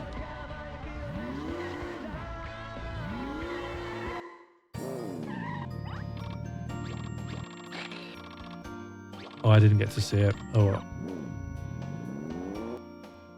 I put a code in at you've got your own personal code to get through the door. Well, what I'm hoping is, right, is I'm going to start taking a log of what all the codes have been. And if I notice that there's a pattern, what I want to do is just not have to go to reception. They're not good at reception. No one. It's my own fault, right? Because I keep saying I try to go at the off hours. There's like a busy spike at certain times, and I just want to avoid it. I like going on my machines in the order that I like going on them in, you know? Chestnut Canyon, let's go. And if I've got to go them in a radically different order, my muscles get tired in the wrong order, you know? This all makes sense. Everything I've said makes plenty of sense. Gone into a cave. And I've met the rock climbing entrance. Hello, this is an entrance to rock climbing which leads to Mr. Mason's cabin. The mountain is very rough, so you need to find an easier route or you will fall. Do rock climbing. Let's listen to the rules. These are the rules. The rocky mountain is very steep, so you will not be able to climb so easily. Find the route you can climb. Do your best. Yes. By the way, this is one of my games of the year. It's a car RPG. You're trying to become the president of Car Land. And I don't know, I think it's charming. Is this something? A carp PG? Yeah. Although that sounds a lot like carp fishing. You have the right equipment? No.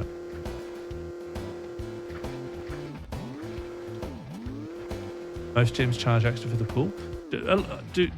Are there not gyms that just let you get a pool thing? Like just a pool only?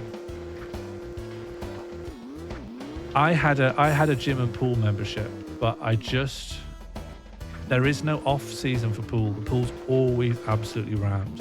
And it's a very charming little, like it's an old pool. I think it's like a remnant or like a redux of like an old Victorian pool. But during the day, it's like old people who are really having a chat. And then there's like real tryhards trying to dart up and down like a dragonfly while people are just genuinely having a chat. And then peak hours is just absolutely rammed. So I disabled my swimming membership.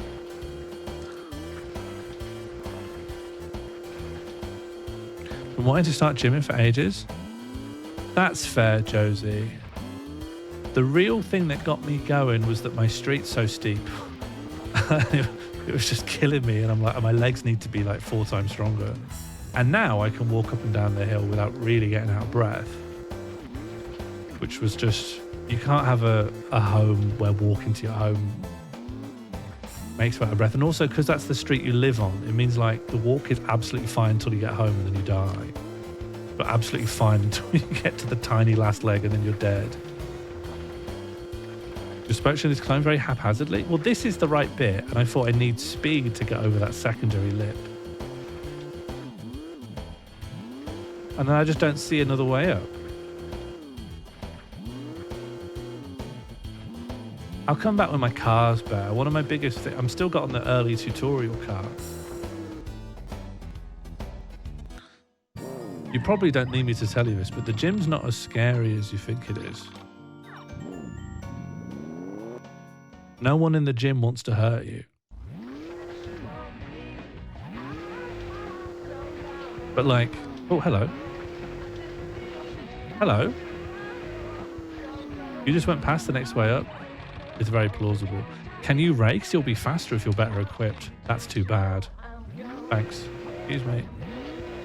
Well, there are some gyms where they want to hurt you, but just they're really obvious from the websites which one those are. Hello. Huh? I'm not interested in people slower than me.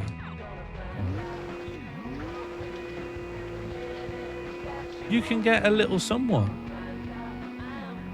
It depends on the place, but sometimes you can get someone who acts as like a PT and gives you like regular instructions. But some places also offer like an intro thing where they like design you like a workout routine. I don't want to do gym evangelism, but if you don't have a good reason for not going, you should check it out.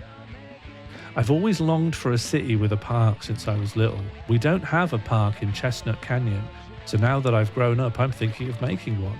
Do you know of any city that needs a park? I'll tell her. I don't know what I'm going to tell her. A place called My City? Wow, a new city. Thank you, I'll go there. We're going to have a park in my city.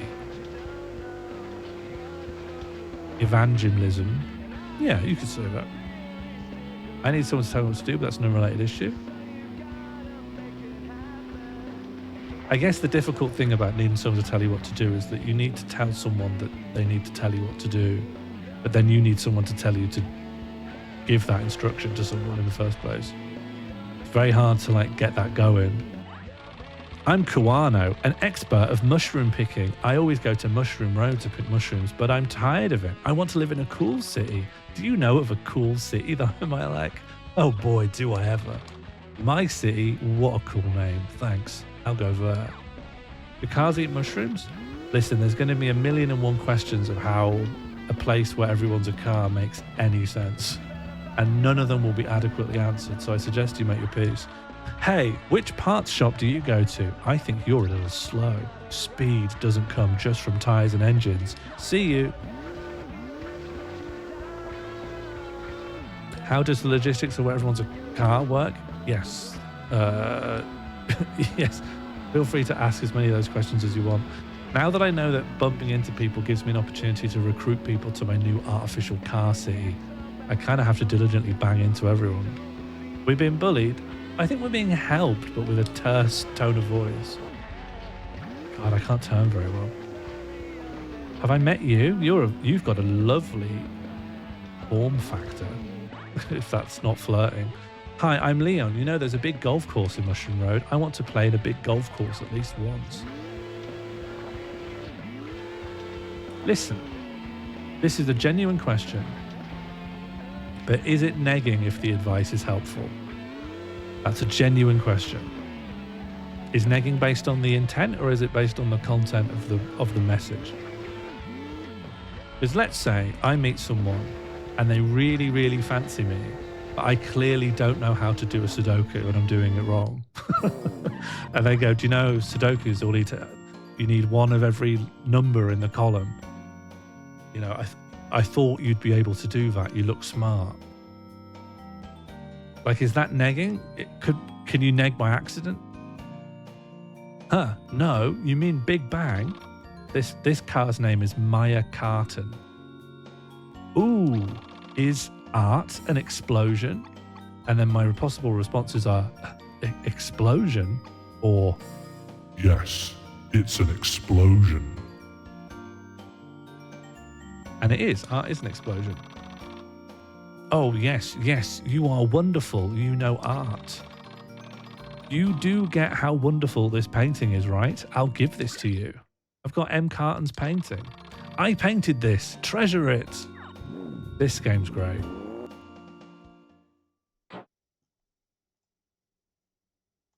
Maya Carton gave me her painting.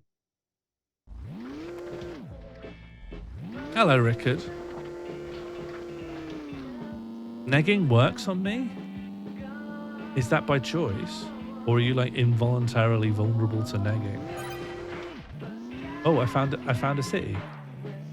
Guess it's in my interest to like, oh, this guy's got like a truck form. Hey, my name is Wilder. Hee-haw, hee-haw, hee-haw. Hey, listen up. It's my daughter's birthday, but I can't find a nice present. Do you have any idea? Tell me if you find a cute doll. This is the original Mario Kart world, the good one, before they put Bowser in it. Hey, you know what? To the west of Quick Pick Shop number 62, if you go down the cliff and drive for a while, you'll find an entrance to a cave. You can do rock climbing there. There is a hillbilly who loves rough rocks, but it's not for me. Hey, you, go see him and tell me about him. I have gone to see him, so I'm already equipped to tell you about him, but I haven't told you about him. This is the part shop, I think. What's your problem with Bowser? Have you not seen him? He's a fucking kidnapper. He kidnaps women. What are you talking about? What's my problem with Bowser? The guy's a fucking danger.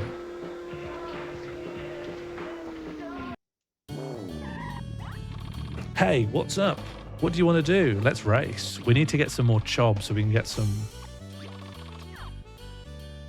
We need a bit of chob so we can upgrade. Wondering, RE, the etiquette if someone's flirting, you're doing Sudoku? I think you can go and talk to someone if they're doing Sudoku. I don't think you should talk to people who are reading a book, but Sudoku's not anything. I talked to Robot Cooper when he was doing Sudoku and he loved it.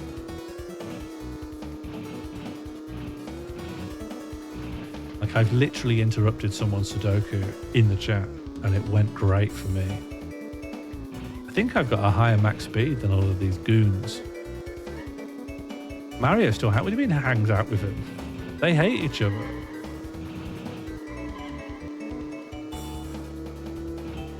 Mario's probably just keeping an eye. If the Mushroom Kingdom had like ankle monitors, he could probably just leave it to that, but they don't. I don't know if they have electricity.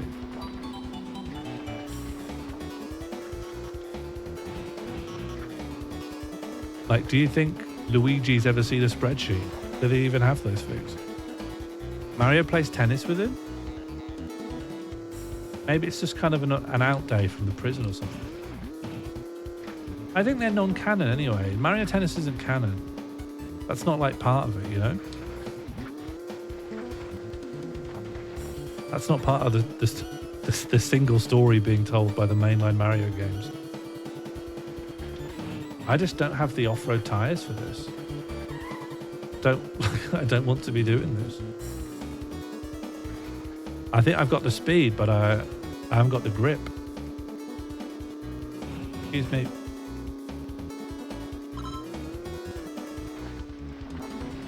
Pete still plays tennis and go-kart. These aren't just part of it.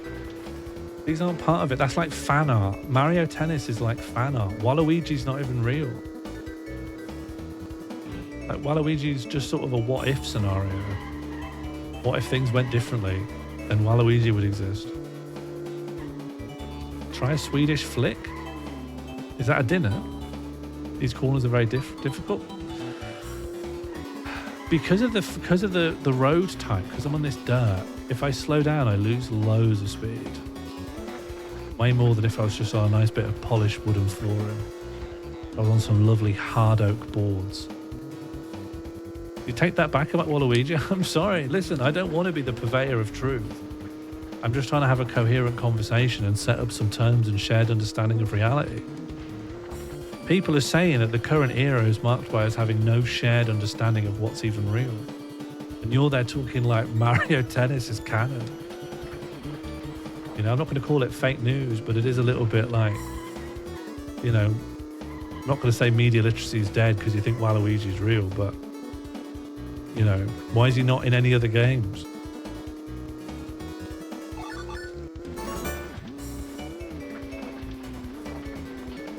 Why has that been added? Why is that even interesting? Why is my camera gone like this? Okay, good. Oh, I looked at chat. I thought I'd got the gist of the track enough that I could peek over. Well, I'm not getting much chob for this. But I will take it again. No, the Olympics aren't even canon. Didn't Mario compete with Sonic at the Olympics? Do you think that's canon? Those guys don't know each other. And also, in Mario and Sonic at the Olympic Games, Robotnik's there. They're 100% not friends.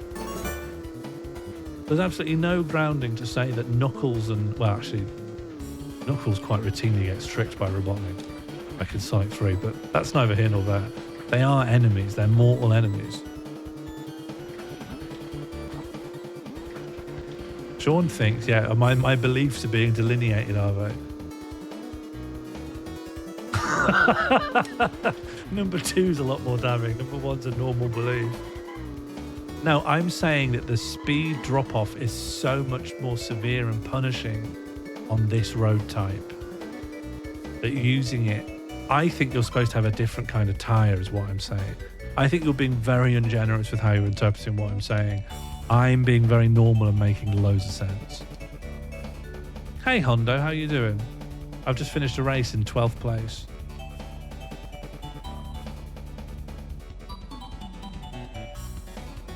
I think I'm going to be hugely punished here. 150 chob. That's kind of pathetic. Let's go grind. I'm going to go grind on a different race. Oh, let's change parts. Oh, I have another guy called Goro. I completely forgot I've got Goro. I have another guy in my... Oh, I don't have another billboard or a sticker.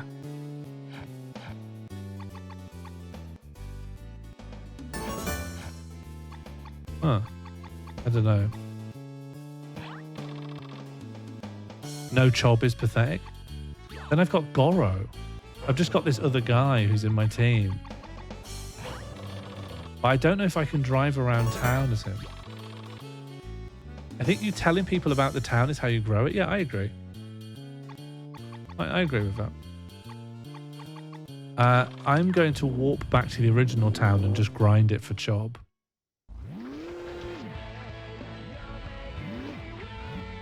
No, Lucy Mono, that's really cruel. How's it in your interest to make me sound insane, you know? Like, what's in it for you? I'm just going to do the first race again. I think it'll be an easy win. I'll get some chob. I'll get some parts. I think we'll all come out of this laughing. See, I'd love to see this little truck on the right here. I'd love that. I'd love to drive him.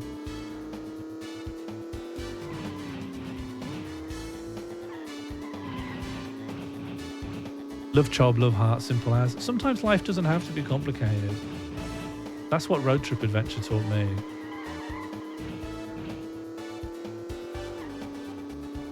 There was a while when I wanted to do a stream which was just about making flowcharts of how to have every possible conversation in the world.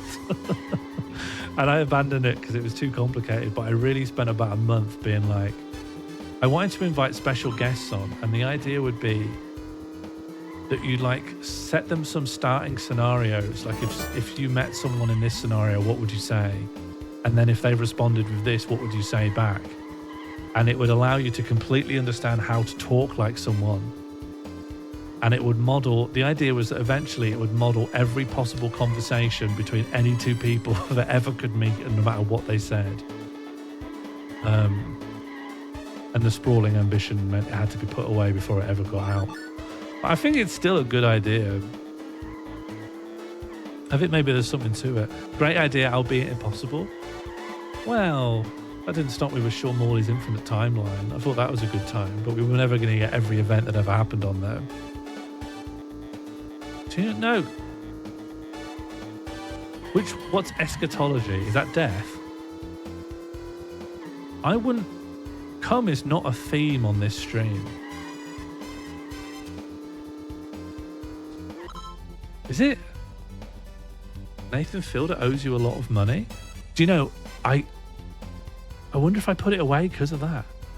I had come up with the idea before I saw the rehearsal. And then when I saw the rehearsal, I a little bit went, oh, I can't do that now. And then season 2 came out. Disagree. What is eschatology? Can someone tell me definitively? You could put your... Well, I already had. I came up with it independently, so it would have been different. It is different. Lambda Girl is right, yeah. LIR in the chat. Oh, I got first prize and fourth prize. So Goro was also in the race. If you have more people in your team, then up to 3 people race, and then you get all the prizes for all of them. That's insane. I'm just going to race again. It was great. As in, what happens in your soul? I'm looking up eschatology. I'm so confused.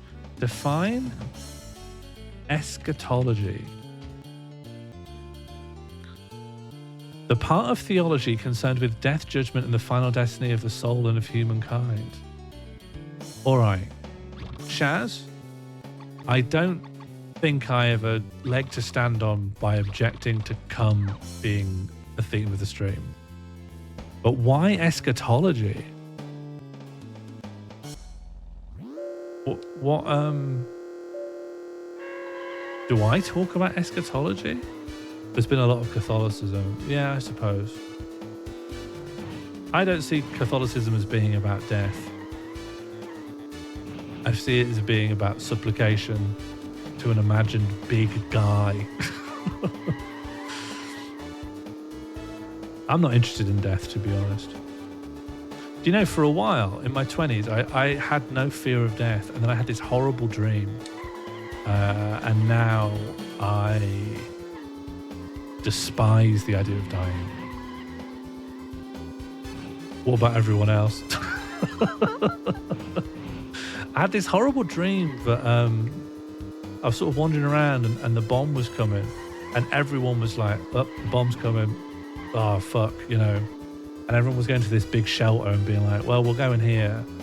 You know, this is the big one. We're probably all going. And I was just hanging around being like, everyone's making a really big fuss. And I went to the corner shop at the end of the road and I wanted to get a Star Bar. I was like, hey, can I have a Star Bar? And the guy was like, yeah, of course, yeah, just take what you want. I'm like, great, how much is that? $150? It's like, I don't care, you know, just take it. I'm like, well, I've got $150 here, I can give it to you. He's like, I don't care, you know, it doesn't matter. Well, all right, well, I'm going to give it to you just in case you change your mind. Here's $150. And I was eating this Star Bar and I was thinking, all right, time to come to terms with my entire life, you know? I probably should, like, get to grips with death. And then I was like, all right, well, did I live a good life? And I started thinking about it and I thought, this is too complicated. I've been alive for too long. I don't even remember all of it. I don't remember most of it. I can't actually weigh up on balance whether it was good or bad. There was good bits, there was bad bits. I'm probably like remembering some bits differently than how it even happened. I'm probably putting emphasis on bits that were like particularly good or particularly bad, but I've forgotten about the bits that don't even matter. I can't come to terms with this. And then I woke up and I was sobbing. I was just sobbing. And I realized I can never come to terms with myself because too many things have happened. And now I've just never known how to get past that, you know? If I'm going to die, I can't be on my deathbed and be like, did I give a good life? Because I already know now the answer is I don't know. I'm not sure. It's too complicated, isn't it? So I need to make my peace with that. That's made me sad. Yeah, but we're driving in the car, Gabe. Yeah, but we're going to upgrade our engine now. I've lived a good life. We've now got a fan club as well. If a ghost showed you a future and you saw you were in gravestone, would it freak you out? No, because I don't know if you really engaged with my story there, KOT. I'm not scared of my body's been buried. I'm scared with not knowing what it all meant, you know? I'm scared at the end of it all, I won't have any answers for myself or anyone else. You ever had an ice cream? Oh, I love a good ice cream. I used to live next to a place called Bolton's Foods, where they'd like buy up all the failed brand spin-offs. So I could buy like pumpkin ice cream and stuff. You must promise to keep Christmas better than anyone? Does it have to mean anything? No, it doesn't. But do you know what I'd love? I'd love if I could completely understand the meaning of my life and then choose not to engage with that. But it's the knowledge that due to a dream tricking me into thinking a bomb was coming, I chose to engage with finding meaning in life and failed. And that's what messed me up. Hello, welcome to the bar in Chestnut Canyon. Do you know Choro Q coins? They are coins found in different parts of town. Fate is just like heads and tails. You never know what will happen until you toss it. Nobody knows. These fateful coins talk to me. So just ask about the coins around here if you collect them. Something good might happen. So do you want a hint? Yes. Okay then, it's on the cliff near the Quick Pick shop. That's not a hint. Well then, come back if you want a hint. Thanks. Bolton's was like herons, yeah. I've heard that there's actually Molly McGuinness and Paul... Oh, what's his surname? Well, 2 comics in Manchester hold a Heron Foods themed comedy night, which is just dedicated to looking at the products that are currently available in the nearest Herons. And I think that's good. For the avoidance of all doubt, I think that's good. This feels quite Nighthall. What does? Oh, God. Oh, no. Normally, I'm quite good at integrating little peeks at chat with driving a car, but when it goes wrong, it goes really wrong. I find it weird to think I used to be a baby, then I'll die. Oh, here's one for you, Shaz. Do you feel any obligations to honor the intentions and desires of who you used to be when you were younger?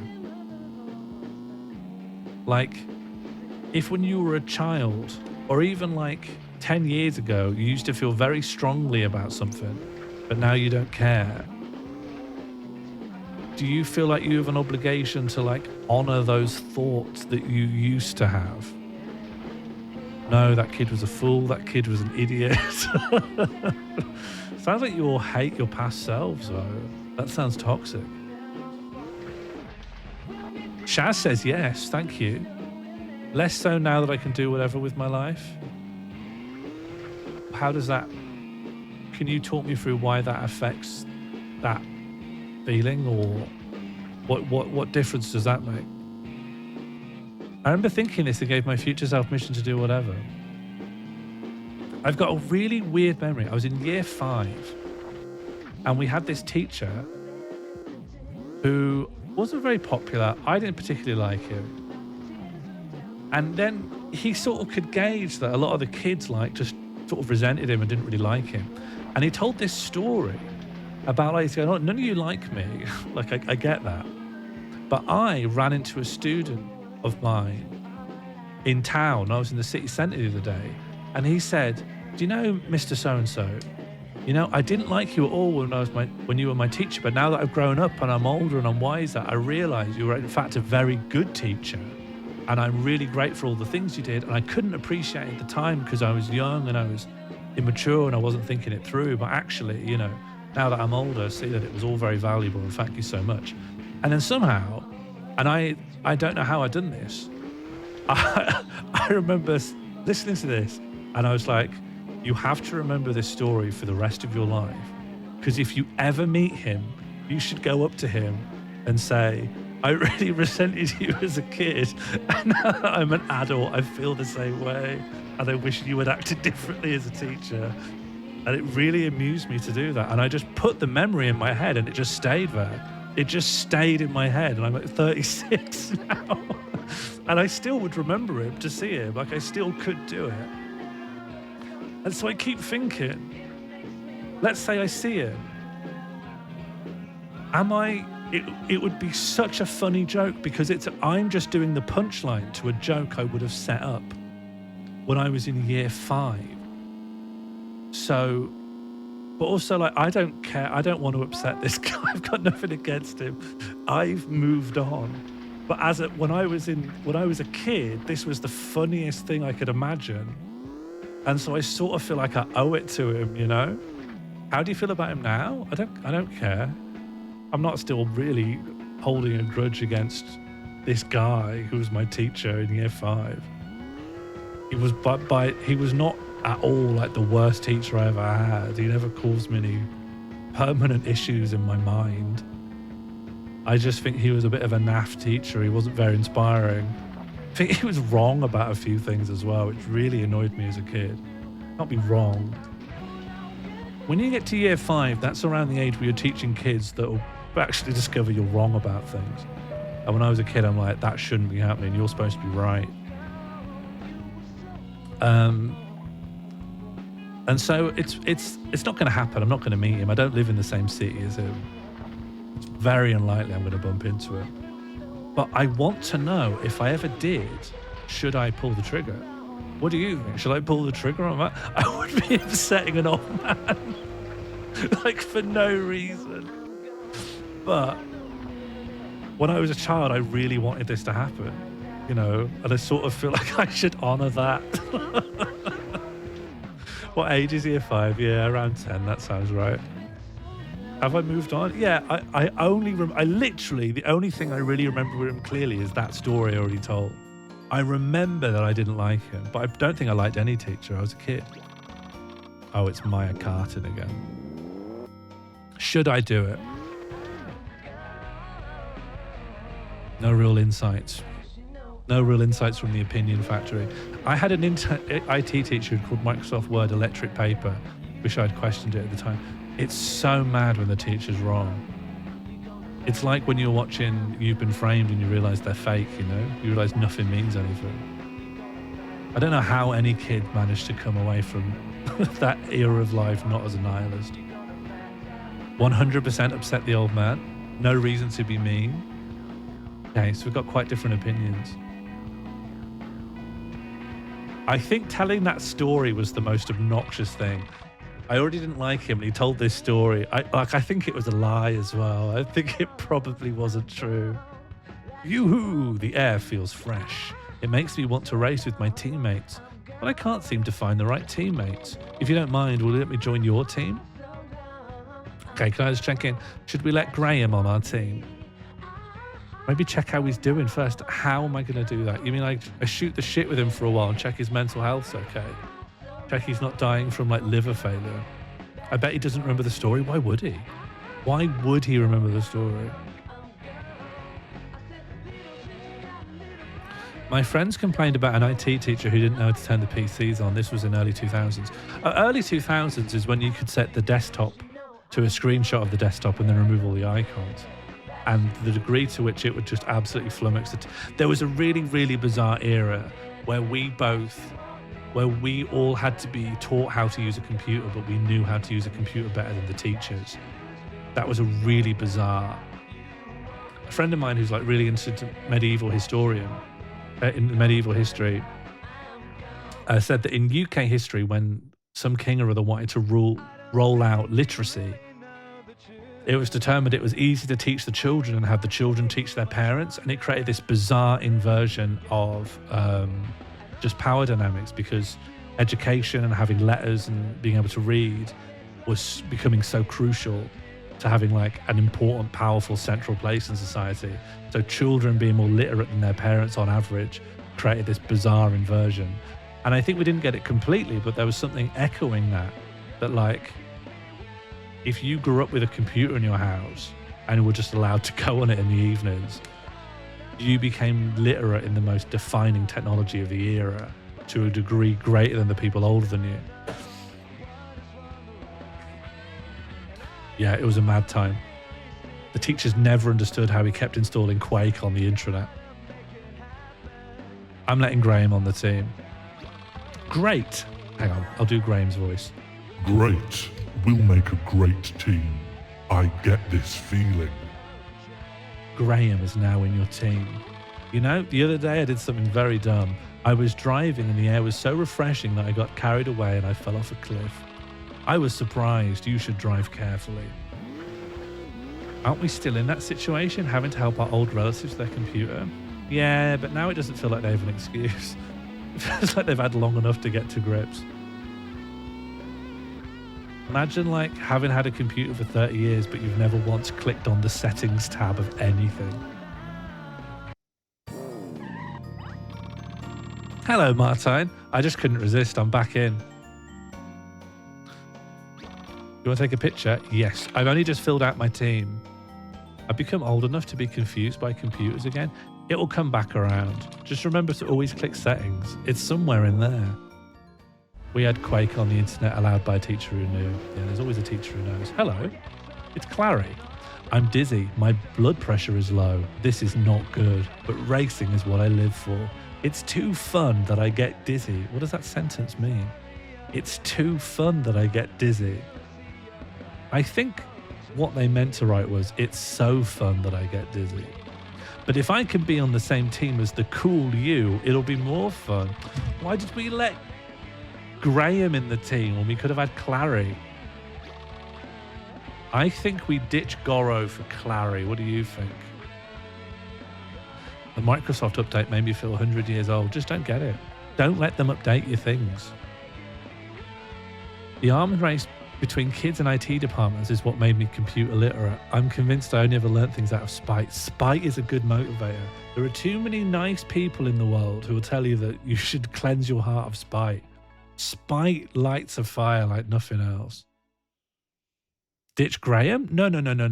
We love Graham. Clary seems like a liability. What, because they'll faint during a match? Fuck Garomelon. I hope Gomelon's not here to hear that. Gomelon, are you in? All right, you're safe. I want to get rid of Goro. And I want... Wow, I'm so happy to be on your team, Dizzy. I feel bad for your old teammate for letting me switch Dizzy. Anyways, I think I'm dizzy not because of my low blood pressure, but because the air here is thin. See? Clary's just lives in a dangerous place. Anyhow, it's not good. See you. All right, I've got mixed feelings on Clary, but we'll see how it goes. Goro's got the best name of the three. The Majima stands are out in force. That's the only Goro I can think of offhand. Sultan and Lie Down's not bad. Oh, do you know, I've finally got the hang of napping. I've realised the reason I didn't like naps and saw them as a liability is that I nap for the exact wrong amount of time. I nap just long enough to go into the deepest REM sleep and then wake up in the middle of it and feel like shit. Turns out the current nap meta, is you either sleep for 20 minutes or you sleep for 90 minutes. And anything in the middle of that is the danger zone. Maybe you all knew that, I didn't. Big Popper, did you listen to my advice? No. You can nap. Listen to my advice and follow it and you'll nap too. Right, I need to find a new parts shop. Every town seems to have one. I hope this one does too. What about a 6-hour nap? That's fine. The trick is to not come out of REM. Naps are a waste. I took a 20-minute... Here are my towns. Oh God, oh God, oh God, oh God, oh God, oh God. I'll just warp up. Here are my towns. Garage, Peach, Fuji, and Chestnut. Chestnut's a bit too hard for me right now, so maybe I should go somewhere else. Just let me drive around town. You just not have the time for naps, Beth. I had a 20-minute nap before dinner. I can't believe how I always look down on the little naps. I was like, 20 minutes is not enough. It is actually. A naps of the wicked. You're out being wicked. That's such a shame. Who are you? Who are you? Hi, I'm Leon. Oh, I know about you.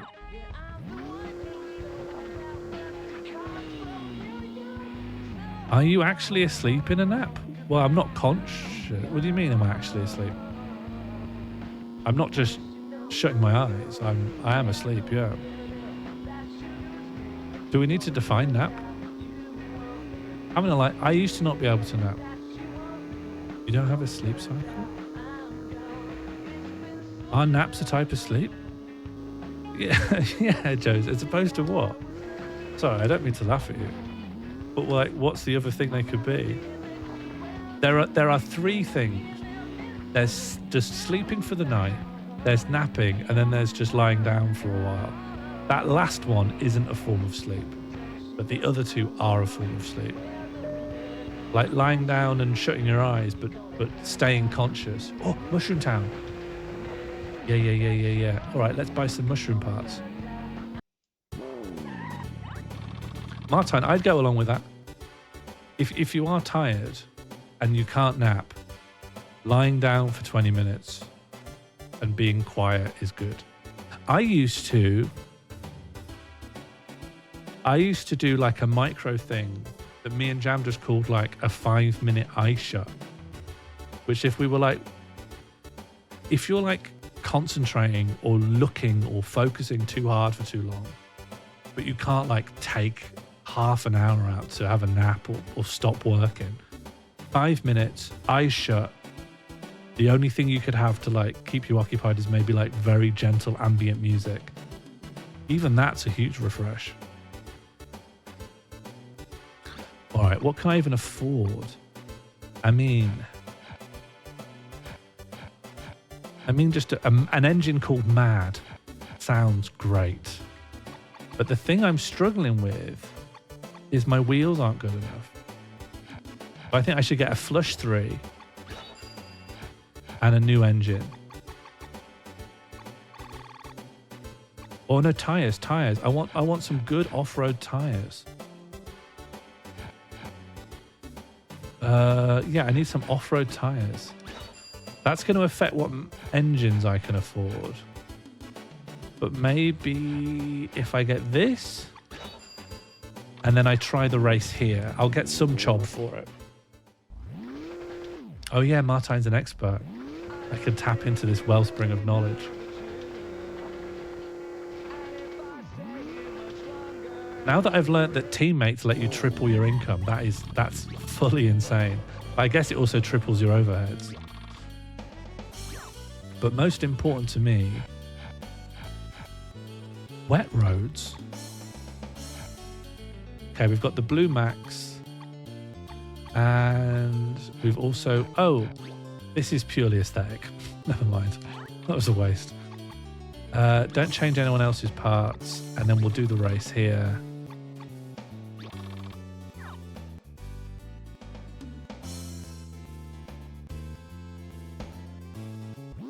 What the fuck is an engine? You'd love them, Shats. You'd absolutely get a real kick out of engines. They're mad. They're mad what they can do.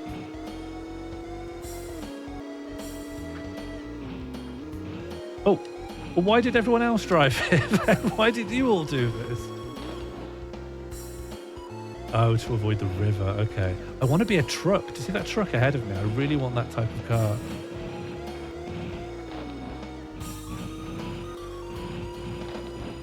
I'm thinking about, this is a life skill that I'm trying to get good at. You know, when you're just engaging with someone who's like a vendor or something, you're at the shops, or I don't know, you're getting on the bus. I've been quite a kind of a stilted transactional kind of guy in those scenarios. I just say like, hello, here's the thing I'd like. Here's the thing you need from me. Goodbye, have a great day. I think I need to get introduce some more banter into that kind of thing. I find that no relationship develops otherwise.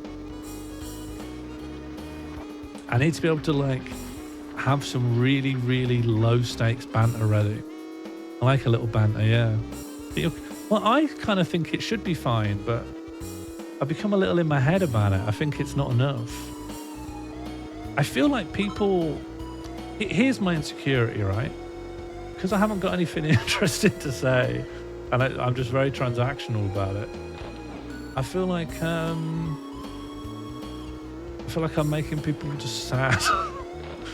I'm instrumentalizing them as just sort of a tool of my day, you know? But sometimes we've got a really funny pharmacist. Everyone else at the pharmacist is not funny, but one person is very good. He's got very good manner. Makes getting little medicines and tinctures a joy. I keep thinking, I need that. I need to become like that. See, my mom, she comes... I think the reason I am the way I am is that my mom comes on really strong with that kind of stuff. She's always trying to bring in like the cashier into the banter. And I'm there being like, this young woman, this 19-year-old who's trying to scan the Weetabix, doesn't want to banter with us. It's so obvious she doesn't want this. You should let her just perform her function, you know? And so to me, I feel like I really buy into like, I don't want anyone to have to do emotional labor, right? They should just be able to be, here you go, here's the burger, here's the Calpol, here's the code for the door. And I just go, yep, great. I'm taking the least amount out of your day that I possibly can. Do you know what it is? Do you know, I've realized exactly what it is. I've really abstracted and generalized it. Do you know what it is? When I registered for the gym, they said that after a bit, you won't need to say your name because we'll remember you. And now it's been a year and everyone's like, who are you? And I'm like, I know you. I see you every other day. And you're asking me my full name. I come here like multiple times a week. Why are you doing this? And I think if I was funnier, they'd remember my name.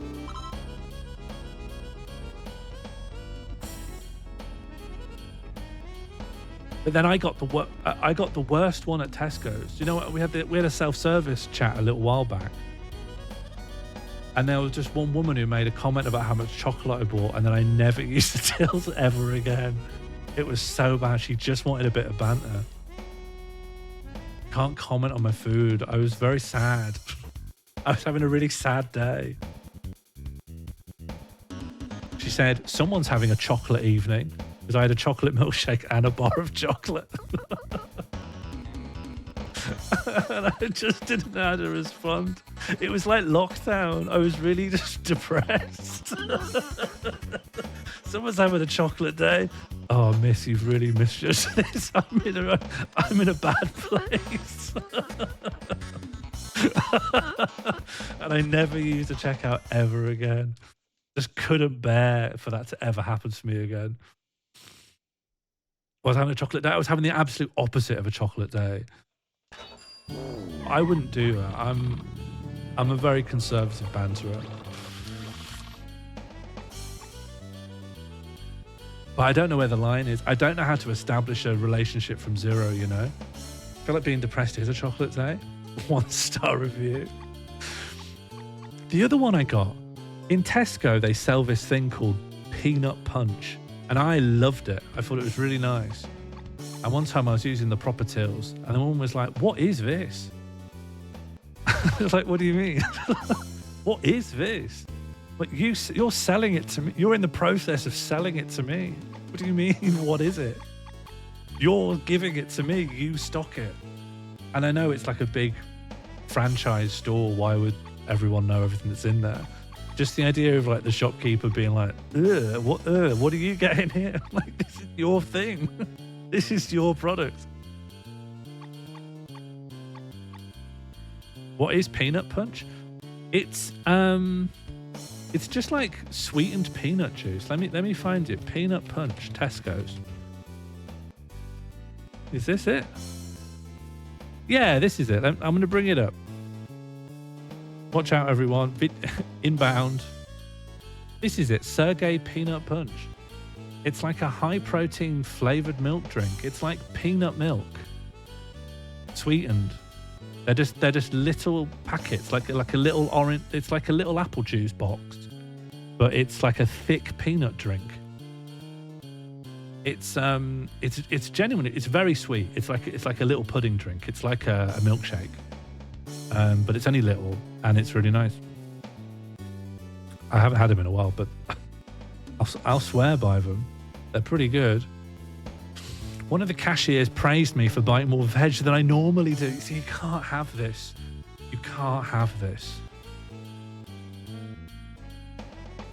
The weird sensation of being excessively known when you're being recognized by like your favorite takeaway.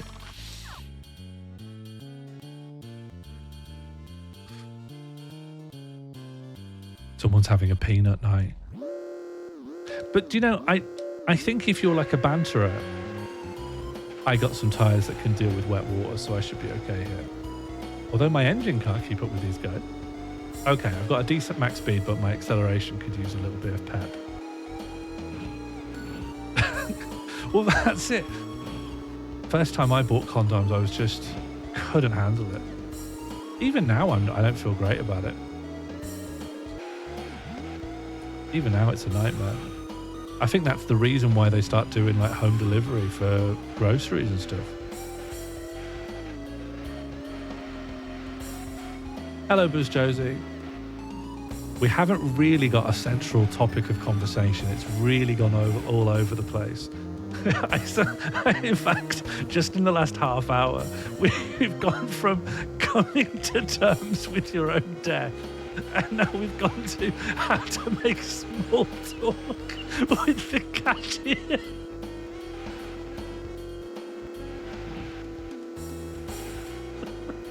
It's really veered around quite a lot. Oh.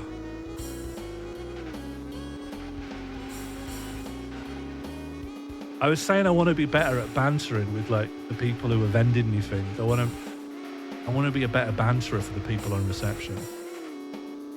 You know, because I'm saying this just like it'll grease the wheels of my life, but I bet I'll get better service at the GP if I'm really funny. But then I need to learn, you know, I've got too much stock in trade of a kind of off-killer, awkward humour. And I've never really known how to deploy that at like Wix. They like really don't like me at Wix. Like they don't like cringe comedy at Wix. Which is strange, right? Because there's a lot of strange people all buying odd amounts of wood, all got their own little shed projects. I don't think people at Wix like anybody. Yeah, but whenever people don't like anybody, I still take it personally that they don't like me. I am anybody. It's too close to home. I would have thought I could go down quite well at Wix. I don't know the lingo though. Like I look a bit out of place. But I need a starter. I need like a little starter thing I say. Like it needs to be in the vein of like, you know, do you want some sugar? No, I'm sweet enough. It just needs to be a little thing like that. Not funny, not interesting, but more flavorful than like affirmative, negative, you know? How well did I do there? Oh, I did great. How much job have I got?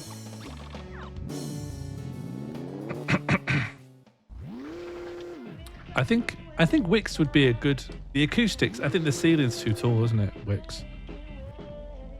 How much chob am I chobbing? How much chob am I chobbing at?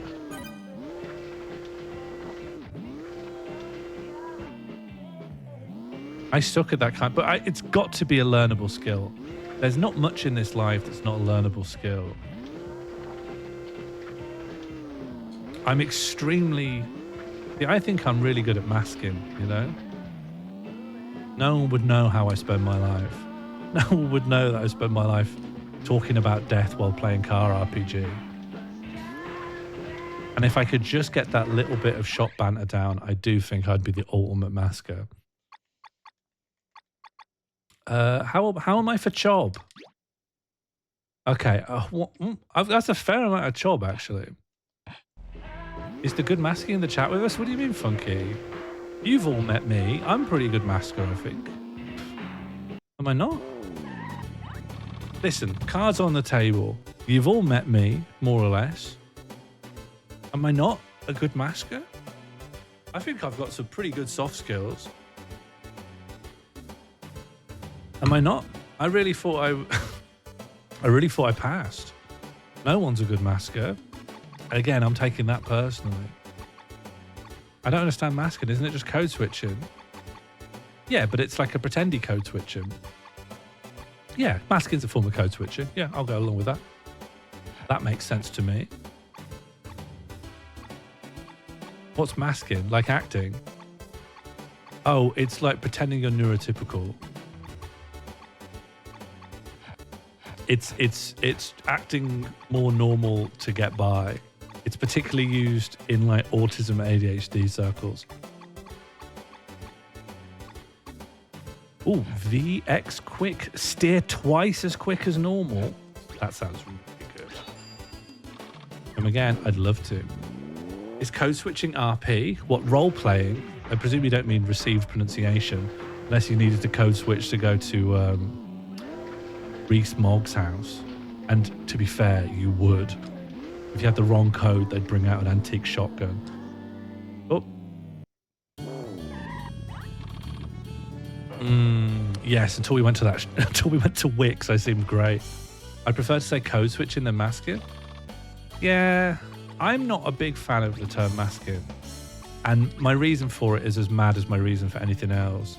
The reason I don't like the term masking is that it assumes there's some real self underneath it all. You know what I mean? Like that this behavior you put on is like fake, and that underneath it all there's some sort of real true essence that's being obscured. And I reject that implication. I think I'm pure chameleon. There's no like real guy underneath. I'm just a bunch of different contexts, you know?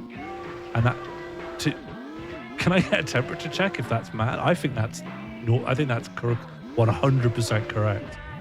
But I think some people would find that a strange belief. It's all masks all the way down. Yeah. I think anyone can learn to mask to a degree. Like if you could learn the lines for a play, you could learn to mask.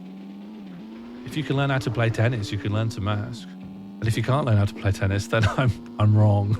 I'm wrong. You probably can't learn to mask. Code switching was an academic term, sure it was a black term. Yeah, makes sense. Code switching like clearly applies to loads and loads of things. No one, I don't know if we have, I don't know if there's a formal delineation between talking a little bit differently in different situations and code switching. I have heard it mostly in terms of like the workplace as a kind of an emotional labor that's mostly felt by like people from other races and cultures, in that like, you know, you might be speaking patois at home and then you need to be speaking like business English at the workplace, and it takes a cognitive load on you to make such a big switch just to like do a minimum wage job, you know?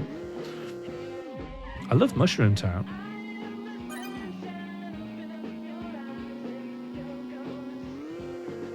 Well, I'm not talking in the linguistic sense. I'm talking in like some kind of holistic impression giving, deep acting, deep improv. Masking is like long form improv that would make Second City Chicago improv purists absolutely cack their jeans. I think I'm good at it. I think I'm pretty good at it. No, I'm not. I've been told to stop talking in patois at home. I've been given my talking to and I've learned my lesson.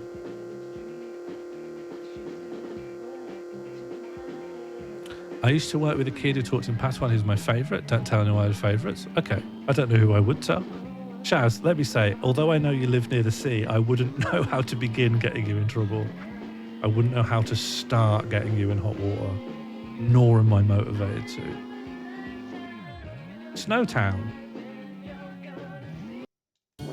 Isn't any conversation deep, improv? Now you're getting there. Now you're getting there. Now we're scratching the surface. Now we're at the molten core.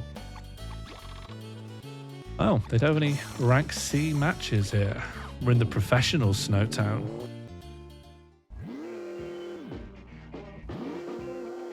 Yeah, Shaz, I think you've given us some fodder there. You might come to regret it. Once the great schism comes, all your detractors are armed to the gills. What do we got here? This is a parts place, is it? And then this is a paint shop. I don't think I need paint. Oh, do you know what I should do? Walk back to Peach Town and find how much money. Let's do one quick race, but then I'm going to find how much money my coffee sign's got. Oh yeah, Grugger, that's huge. What side of the schism would you like to be on? And by saying what side you want to be on, you help imply what the rift will be about.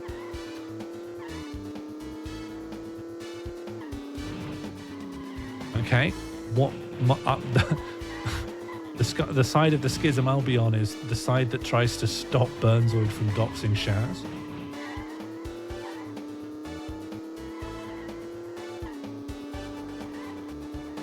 Remind me what you need to do to become car president. Oh, just win the Grand Prix. No biggie. If I can get away from this yellow car.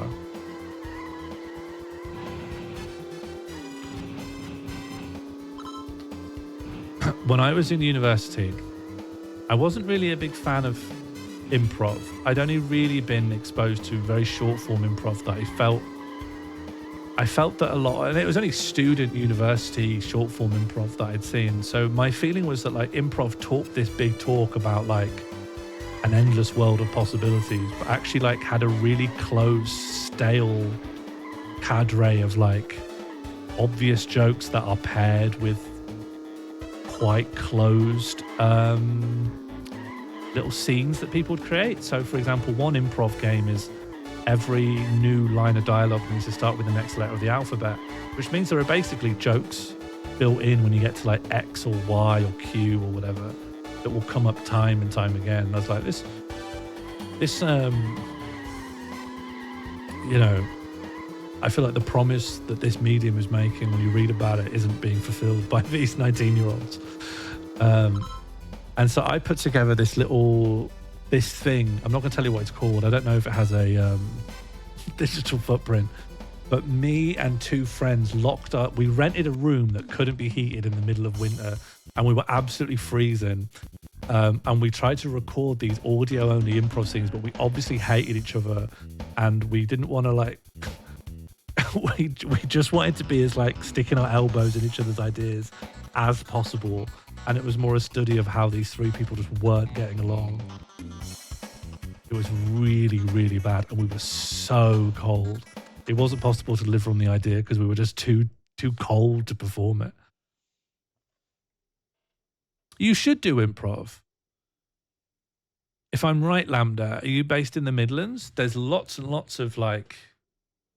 Improv has got its hold on the comedy scene a bit. There's like lots of improv stuff.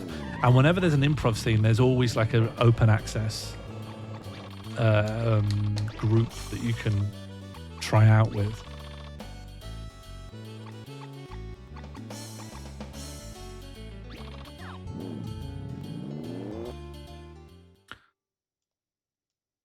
It's worth giving it a shot, I think.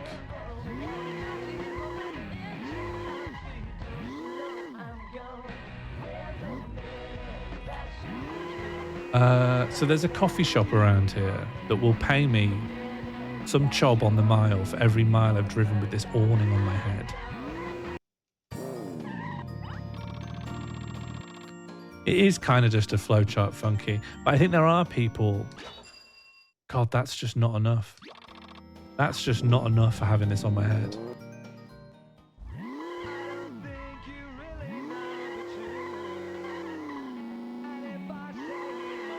Okay, I think we can go and we can probably win this Chestnut Canyon race now. And then it won't be too far until we get our B license, I think.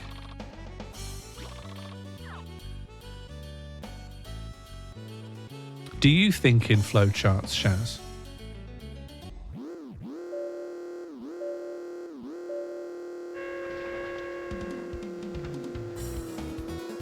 ETN showed me that no matter how well you can mime that something's there, even just a PNG goes so far towards saying a scene.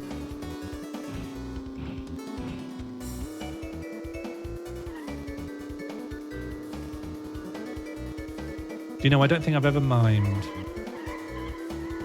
I think the joy of not doing improv is that you never have to mime something.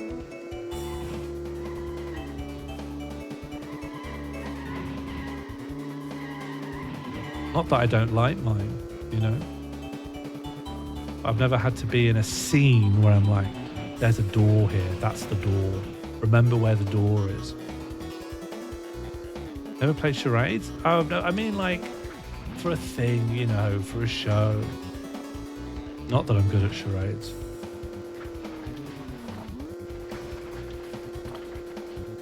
I think my problem with charades is that I'm not well read, or I don't know enough movies or books. They should do charades, but it's just about like ideas. Like they should do charades, but you're allowed to have one like a watched pot never boils. That would be a good charade.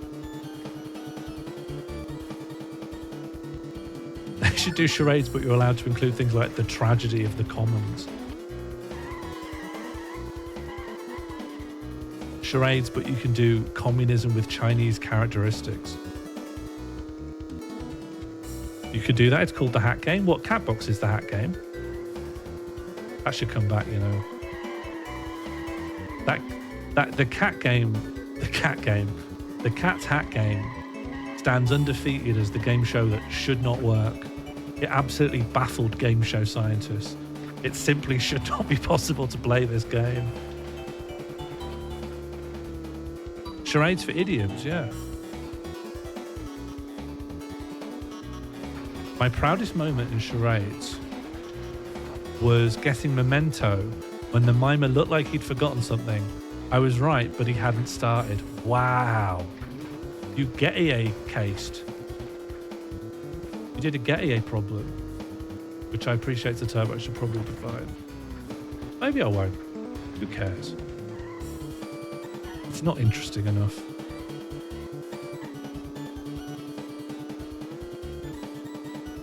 We put all three things into a hat. I still don't understand the rules. Even with those words provided, I don't understand the rules. Man, I should drive better, I think.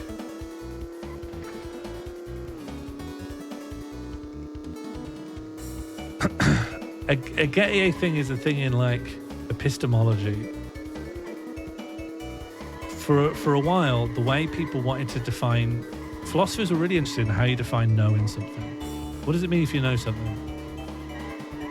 And then for a while, someone thought they'd cracked it. I can't give you the name, so I don't remember. But someone thought they cracked it, and that knowing something is when you believe something to be true, and that belief is justified by something, and the belief is true. And then a guy called Gettier came along and came up with this example where he wrote like two little like short stories in which someone had a justified true belief, but how they came to believe the thing they did didn't relate to the fact it was true, and it was all like a counter argument to this idea that knowledge is a justified true belief. So if ever you end up in a situation where you believe something and it's true, Jam's just come to scowl at me because she hates epistemology talk in the house. Because I have to keep a constant flow of conversation while I play the car game. It's a lot of racing and changing parts. And Lambda Girl had experienced a Gettier case, and I said it offhandedly because I'm fully Virginia Woolf to the lighthouse here, right? Nothing's being left out. It's just free association. And then I even said, I'm not going to explain what Gettier cases are. It's not interesting. But then Shaz, who I like and respect, asked to understand. But I had no choice at that point. Forgiven? All right, thanks. You're getting me in trouble here. You're causing me problems in my in my home life.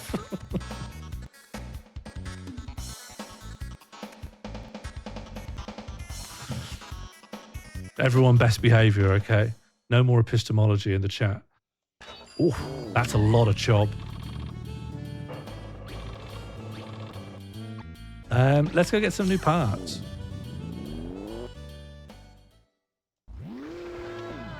Now Sean sounds like your dad. That's just a belief through unrelated experience you think to be true, though. Listen, Wireman FGC, I'm sure you are absolutely sound bloke. I think you're a little off on the Gettier case definition, but I can't go into it because I'll get in trouble. I can explain. I have the means to explain, but I can't go further in because my wife will kick me out. I don't want to sleep on the couch, you know? There are times. Here's one. Look quickly. I'm going to whisper it. Right, imagine, right, you're looking at a clock and it has stopped. Okay, the clock has stopped. It's been stopped for days and it says 3 o'clock. And you look at it and you go, oh, it must be 3 o'clock. But you don't know it's stopped. But it is 3 o'clock. Like it happens to be 3 o'clock. So you've got, it's justified, right? Because it makes sense to look at a clock and think that will tell you the time. It's true because it is 3 o'clock and you believe it. But you haven't actually learned that it's 3 o'clock through the clock. It was just luck that you happened to be right through it. That's an example. All right. Anyway, yeah, I'd love to get one of these new engines. And yeah, we need to be better equipped for off-road tires. And I need to make sure the rest of the team is equipped as well. Yeah. God, I love playing this car game. Yeah. What's everyone's favorite chocolate bar? For me, it's a toss-up between a Star Bar and I used to like a Fuse, but I do think a Boost, Cadbury's Boost is pretty good, you know? Yeah, just shooting the shit with my friends. What's a Star Bar? Hondo. Like a 12? We've got some 12s in. They're fine. Listen, I respect the science going on in the twirl in that they've tried to create more surface area inside the bar. I think it's very smart. I do think a Boost is actually a little bit undefeated. Shaz likes a Star Bar. You can't like a Star Bar and think a Boost is still good. I honestly think it's a toss-up. In a head-to-head, I might even pick a Boost 65% of the time. A right answer, wrong form in the math test? Yeah, I'd accept that. We can't talk about this, Funky. Everyone's trying to get me in the doghouse. Oh, Wireman, you've got some deep intel here. I don't know. Could you expand on that? Because I think I'd benefit a lot from learning. Fuse was good, yeah. Fuse was pretty good. Is a topic up there? Is a topic good?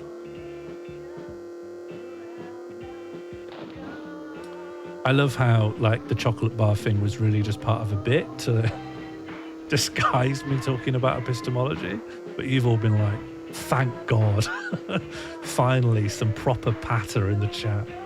Finally, Sean's learned how to Twitch stream. Sean's truly learned how to engage the chat. It's no longer an energy bar. Oh. I don't think I had it in the noughties. No, I got on the Star Bar train in the 2010s. I just think it tastes nice. Although it's probably a bit too tart for me these days. Star Bar feels a bit more grown up. I've been trying to feel grown up lately. I thought I was going to try and get into boiled sweets. For a while, I kept saying boiled sweets are so back. But I got some mint humbugs and I've just gone off that. I've gone off that as an idea. Though I'm going to get some chocolate limes, I think. And then if they're not back at that point, then boiled sweets aren't back. They're not back, no. I thought they were. Like, I earnestly did think they were back, but they're not. Get some sour plums? Yeah, I'll try it. I never used to like candies. To this day, like, I could leave a Haribo in the street to freeze, you know? Just don't care. Where? The factory is not where you buy the parts. So where do I get my parts? Justify true belief that boiled sweets are back. Can you not talk like that, please, in my chat? Am I going to have to add some banned terms?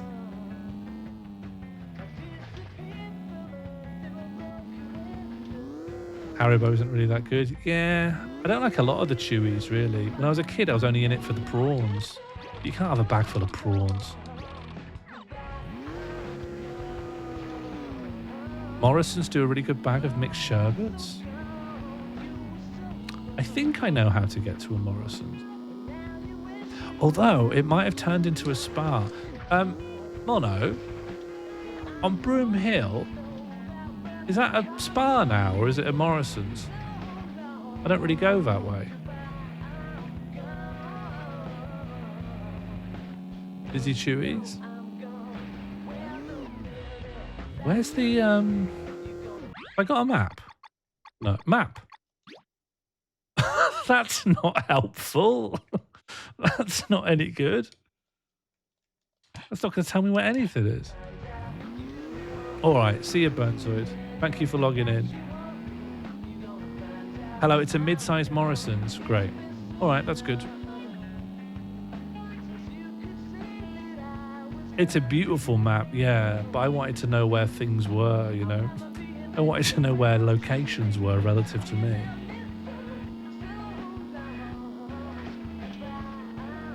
Oh, I know the floor space, Bono. I just didn't know what company owned that retail lot, you know? Okay, what's this green thing here? It's probably a car. I've met you and I admire you, but you're not a building.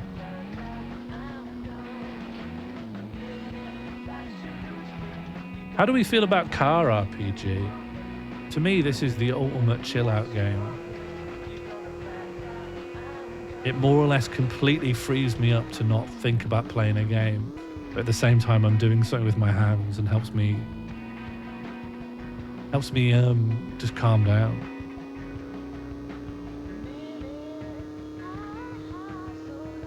I am going to complete it. Whether this is just your feedback here determines whether or not that'll happen on stream.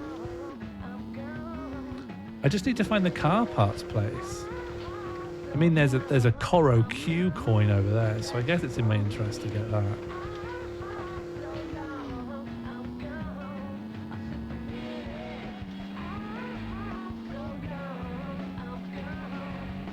I think I've gotten a lot better at just never stopping talking.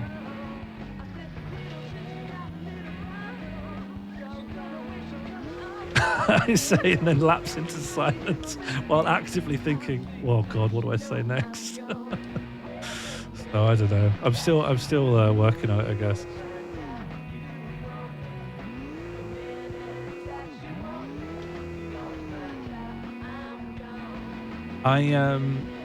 For a little while, I tried to make a little note. I've got a little like section on my Notion, and it's just marked like things I could talk about on stream. And then whenever I check it before I stream, I think, what is any of this? Like, it's so bad, the stuff I've written in there. I mainly contribute to it just right before I go to sleep. And it's not like funny unhinged. It's just like, how could I muster any enthusiasm for talking about that? That's it, yeah. I drew too much attention to myself inside my own brain. That was the problem. And the great thing is, now that I'm freed up to just talk about anything, literally the topic could go on to anything.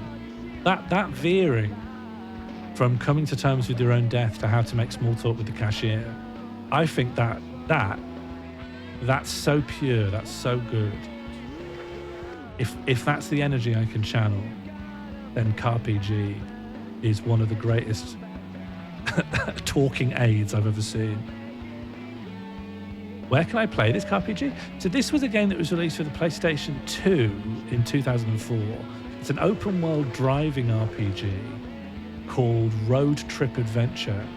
I put it on because I thought it'd be really bad and just like a silly thing to look at for a single stream. Actually, it's really charming and I love it. And Martine, who was around, saw me play it and then played it all weekend, has completed it. And we'll recommend it as a good game, as will I.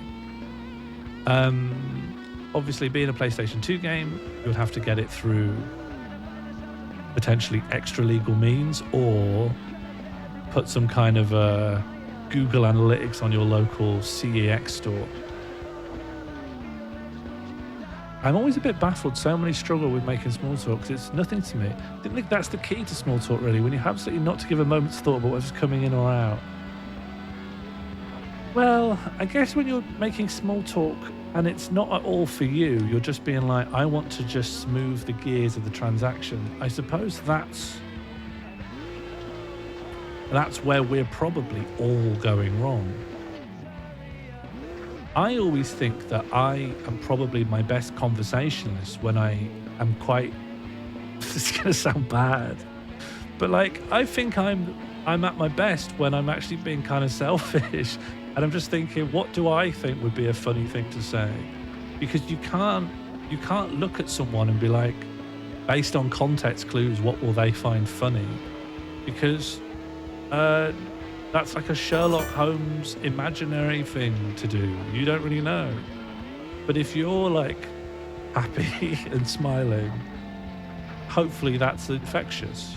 And then they'll, you know, they are not just a recipient of the world. They would understand and interpret what's going on.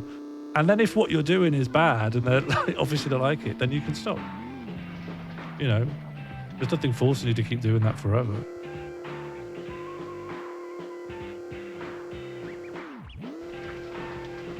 Ugh.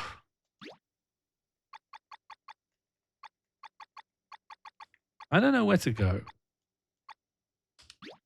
Chestnut Canyon. No, I don't want that. My best banter is when I dislike the person I'm talking to. Oh, I hate disliking people. It's been a while since I've had to spend time with people that I really don't like. There aren't actually that many occasions where I'm in a situation where I'm like really forced to one-on-one with someone that I really don't like, or like it's a situation where we're not being sufficiently professional on either side that I even know I don't like them. We're just like doing something functional. I don't know if I've described that well. Can we race? I've done that. Let's do it again.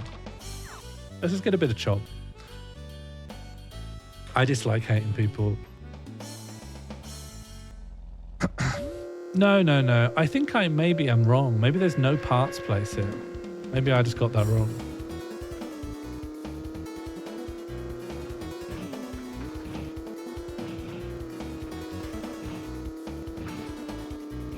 We just want a bit of job and then we'll move on.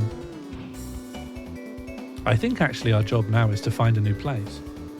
I don't think we're long before we have our B license.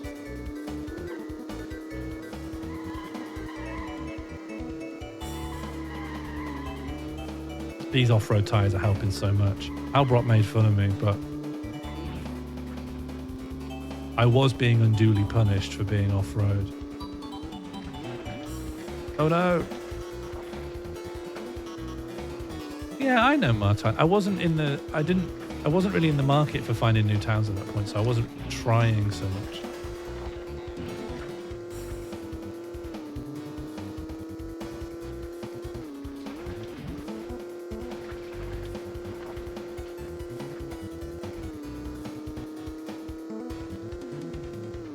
Is Oracle still here?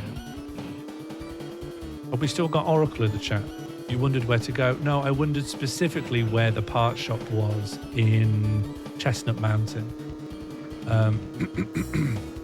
But I think I've come to the conclusion that it doesn't have one and not every place has a part shop.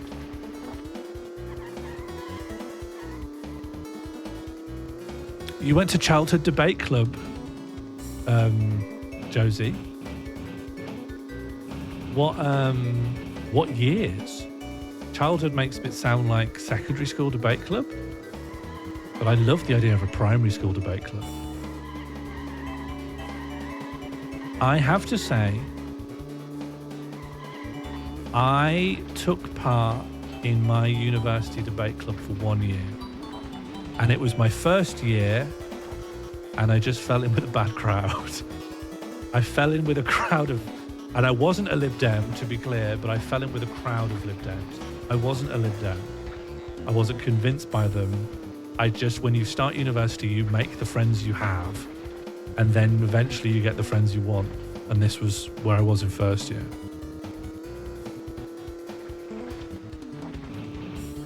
I had a friend whose dad was a Lib Dem councillor and was very Lib Dem, and is probably a Lib Dem now, for all I know. And yes, this does speak to my opinion of the Lib Dems, but she was really gullible. She had this gullible streak to the point, and this is a cruel game. What I'm about to say now, I don't want it to be suggested that this is a funny or good thing to do, but we played a game where we'd have a conversation with her and we'd feed her a really bizarre false fact. And then later on, someone else would create a conversation which would invite her to say that fact in front of other people. And they'd all go, what? What are you talking about? Not very kind. It wasn't a kind thing to do. The most extreme one, we weren't children. Last time we weren't children. We were in university. We were like 19 years old. We knew better. We knew it was cruel. But we also thought, and this is like a post hoc justification for someone who wants to do something cruel. We did think it would teach her to be like skeptical, because it all started because she would just regurgitate things she'd heard or believed in conversations all the time. And we keep saying like, where did you get that from? Like, why do you believe the thing you're saying? And she'd just say, I just read it somewhere. And like, whenever we pin it down, it's just like, she just heard it somewhere. Someone once said it. She overheard it. It was just on Facebook. And we were like, you can't live like that. You have to like, you have to show a greater degree of interest. This sounds like epistemology origins. No, so the best one we ever did, or worst, is that we got her to believe that there was no electricity in Scotland. The thing that got us, we had this little group of friends, and all of us were from the north or from the Midlands, but she was from like down south. And one time when we were getting the train somewhere, I think we were going up to Edinburgh, and she said, you know, they say it's really grim up north, but it's actually quite nice. We were like, what are you talking about? I'm not defending myself. I was a lover. I'm not saying, according to Twitch, you're not even looking at the chat. You're just listening to things I'm saying and making judgments. I'm not saying it was a good thing I did. But we knew she had this very like, the north of the UK is deprived southern bias. And so when we were going up to Edinburgh to bring a sketch comedy show up for a month, I told her, do you know there's no electricity in Scotland? And she's like, what? What do you mean? I said, yeah, it's all gas. It's all powered by gas. And then we did get her to say it in a mixed group of people while we were all in Scotland. They were all like, what do you mean? What do you think that light bulb is? You know, that's gas. What do you think that PC is powered by? What do you mean? What do you think this laptop being plugged in is powered by? Do you think it's gas? so good. Very, very cruel.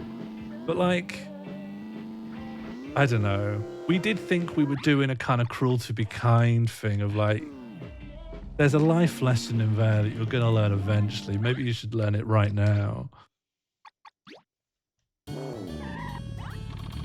I think I was bristling as well from this whole like, oh, do you know, they say it's grim up north, but it's actually quite nice. No, we don't hear that. We live in the north of England. People aren't saying, you're the only person who sent that to us, because it's really rude. It's really rude to say that.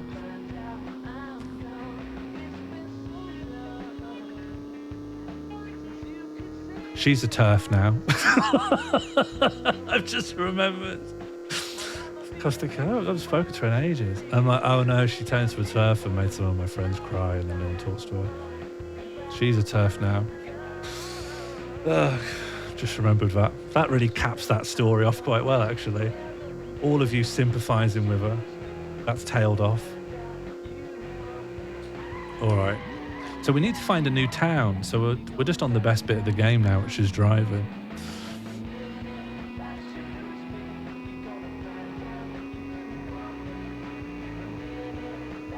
She also believed me when I told her that CDs spin the other way around the Southern Hemisphere. Jake Martin Thomas. We must know each other then, if you know who I'm... Who are you to me? We must know each other then. Who are you? Jake Martin Thomas. That can't be your real name then, because I don't recognise that name. Unless you're doing a topper that's a joke. Because I also don't remember that he's talking about someone else. Okay, got it. It's her dad. No, that's fine. I was having, I was getting confused, so that really helps me out. We've met in Edinburgh, I was in the front row and interact with you in helpful ways. Jake Martin, you would not believe the degree to which that does not narrow it down. But pleasure to see you again. So is this Peach Town? I don't really want to be in Peach Town, but at least I'd be oriented. Yeah, this is Peach Town. Well, JMT, were you in the front row of my show in Edinburgh this year and I spoke to you briefly? Because I've had a bit of a confusion of mixing up usernames of people I spoke to. Mainly because I'm only having these conversations very briefly before I do a show, and it just is an optimal situation for me to get jumbled in. Hello, have I met you? That's James. Hello, nice day for a drive. Hey, did you hear? Near the river in Peach Town, there's a huge peach tree. Its peaches are about to fall. Slamming against the tree sometimes causes peaches to fall, but I'm not strong enough. I'd sure like to taste one. Won't someone bring me a peach? I'm not bringing this guy a peach.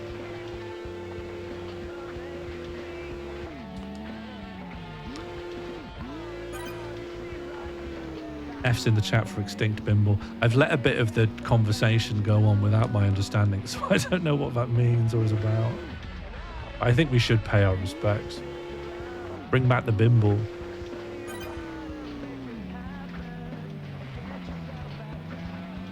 Do you think in our lifetime human beings are going to stop being the dominant species on the planet? Oh, this looks like the peach tree.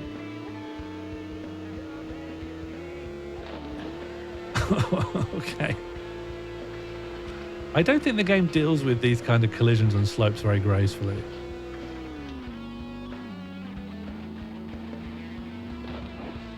Oh, I wouldn't mind if it was mushrooms. That's actually a lot scarier than what I was thinking, which was either wolves or skeletons. Oh, I think I had a peach all in the...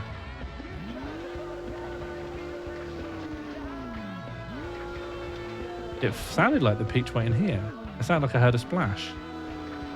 Oh, the peach is going down the river. Oh, the game's so good. This is such a good game. What will they think of next? Look, the Bimblers. So will I collect this? Yep. I've got a peach.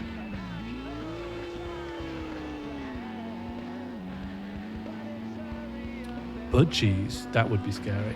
Birds are really, like, birds are scary. Like Day of the Triffids, but it's all spoonbills. Like, that would do my head in. I would complain. I'd be emailing the council constantly. Zoe Bread style, what are you going to do about the spoonbills? House. Oh no, that was the last house. All right, we're warping. Let's go to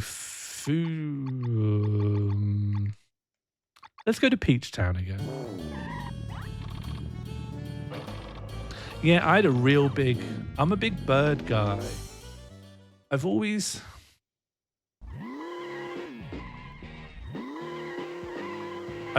wanted to have like one big hobby, like one mega hobby that dominates everything else. I've always secretly been like jealous of the train spotters and the bird watchers, and like that this has been my hobby for 30 years. I know everything about it and I love it. I've always wanted it. Every time a new interest comes up, or like I've got a new thing I'm getting into, I'm always like, this could be the one. This could be the one. This could be the forever. It's like I'm waiting to settle down, you know? Like I'm waiting to just fall into a groove with one thing that I love for the rest of my life. And it never happens. Eventually the lethargy kicks in. I've got such a jealousy for the one hobby, like, frothers. Has anything come close? I guess when I was a teenager, I was just really into music. I mean, that's so broad. Like, I'm really thinking a lot narrower than liking music. I mean, that kept me really occupied for all of my teenage years. And then I guess, like, that led to me making music, which led to me, you know, all my interests keep pinging off other things. Not giving up on making music. Not giving up, but it's gone into the background a bit. I kind of hope to have a project that will force me to make something. Like, I want a reason to make it. But at the moment, it's not that I've gone like I've given up, but other things have just muscled in on my time. Nothing wrong with being a Renaissance man. I don't know if you can be a true Renaissance man, or maybe I can't. That implies I've like mastered things before moving on. And let me tell you, I move on long before mastery. I think I've got that the star diagram of my competencies would look like an insane, like fucked dead starfish. It would look like someone stamped on a starfish. It's all over the place. The things I can do and the associated skills that I haven't got a clue about are so disjointed. It's absolutely insane. You could get really into stamps. I considered it. I inherited some of my mom's stamp collection. But you know, when your mom's into something, that's it. You can't have your parents' hobby. I'm sure you're all countercultural enough to understand. You can't inherit a hobby. That's lame. I think if I had parents who absolutely hated trains, then like I would be set to be a full anorak, but it didn't really pan out that way. I think my mom would have been happy for me to get into train spotting. She's very supportive. It was very hard to disappoint her. She's pretty open-minded. Girlfriend's dad's a big train guy, and I bet he's happy. Is he happy? Does he have a happy demeanor?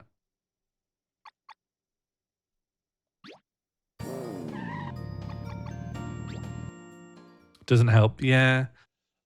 I have to say, I always thought letters would be a bigger part of life. And then when I had opportunities for them to be a bigger part of my life, I'm like, this is so slow. My handwriting's terrible, which I blame a lot on being left-handed, but let's be absolutely honest, it's because I don't write slowly enough. I write too fast, and then the handwriting gets messy. Like, it's the same with my typing, really. I just type too fast and make mistakes. He's gone a bit GB News. Well, that's probably unrelated. Look, this is the guy built a park.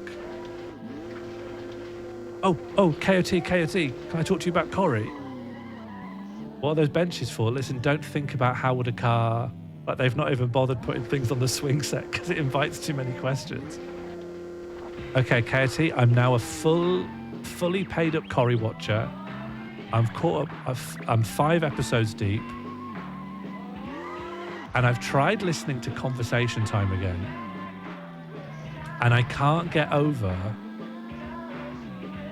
how there's two okay, let's deal some of the people in on the conversation.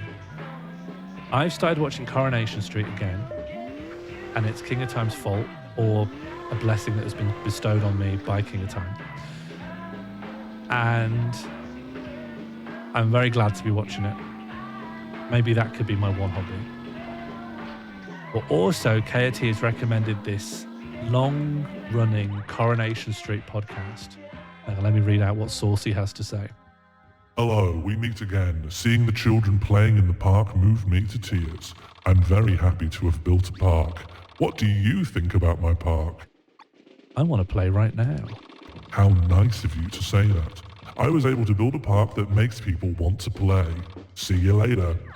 I love Saucy. And you can mall quote me on that. Don't watch Question Time. Question Time is insanity making. Question Time is like a Lovecraftian mystery. It shouldn't be directly perceived. It's non-Euclidean. So there's this podcast, Conversation Time, where it's like a episode by episode. It's very long. The last one I looked at was like 4 hours long. I can't possibly get through it all. But the thing that's very funny to me, once you get over how asinine it is that the female host of it, I don't know if it's just the episodes I've listened to, but she's not nice. she's not very, she's very grumpy and very negative, to the point where like the male host, I don't know their names yet. The male host was like, oh, we need to do a re-record tomorrow because I've got a really sore throat and feeling really bad. I need to take some like honey and lemon and go to bed and I'll see you later. And she said something like, yeah, unless you die in your sleep, and then cackled. And that is not the energy they're going for.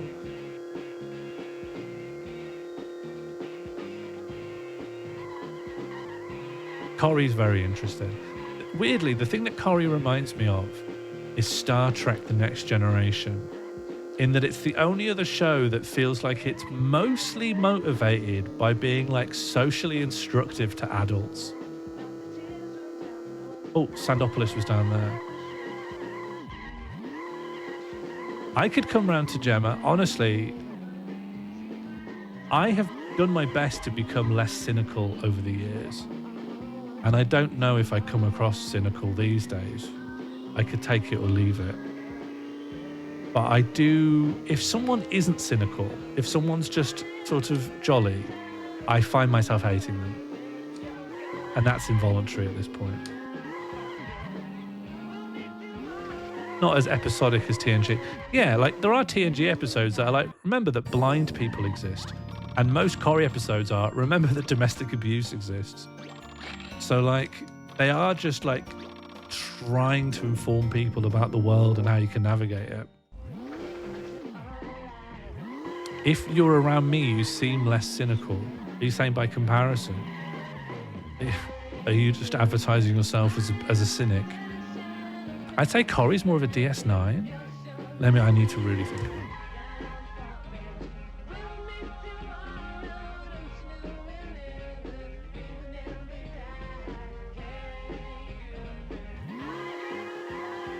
I half agree.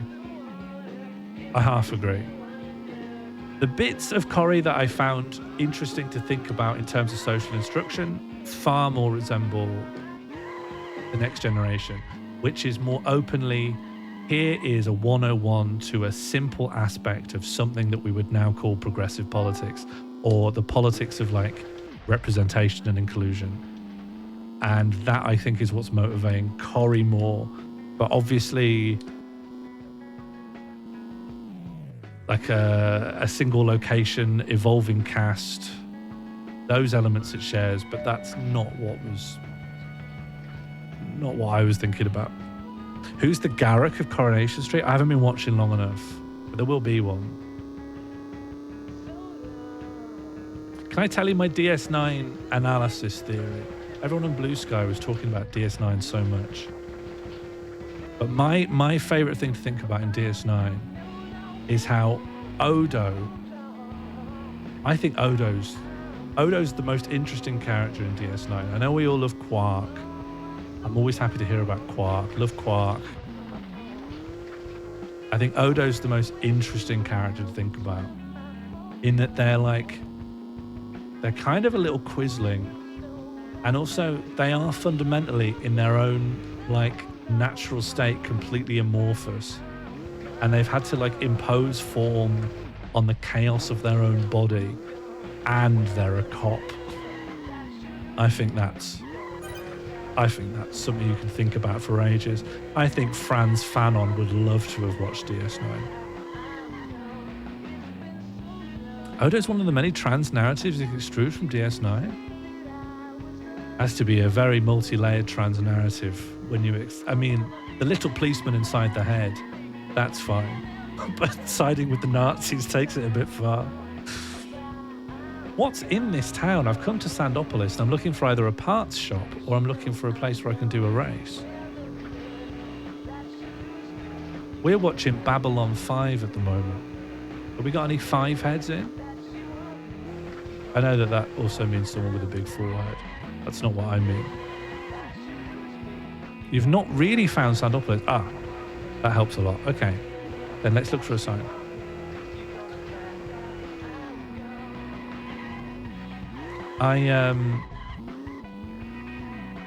My city, yeah, fine. Okay, I think it's suggesting that Sandopolis is down here. Let's just keep an eye on. That's Chestnut Canyon. Because the road to Sandopolis is right there, but you keep going off into the sand instead. Let me just check if there's any simple signage. What's this thing at the end of this road? After watching DS9, I really felt oh, okay, well, presumably, I just keep going this way. Babylon 5 Season 1 was absolutely insane-makingly just bizarre, but then so was the first season of Next Generation. The first season of Next Generation made me never want to watch TV ever again. But we're on Season 2 now, and it's clear what it's going for. Thing is, I love big intrigue. I could do big intrigue all day long, but Jam doesn't really like that kind of stuff. She doesn't like it when they talk army. So I don't know if it's going to stay the distance.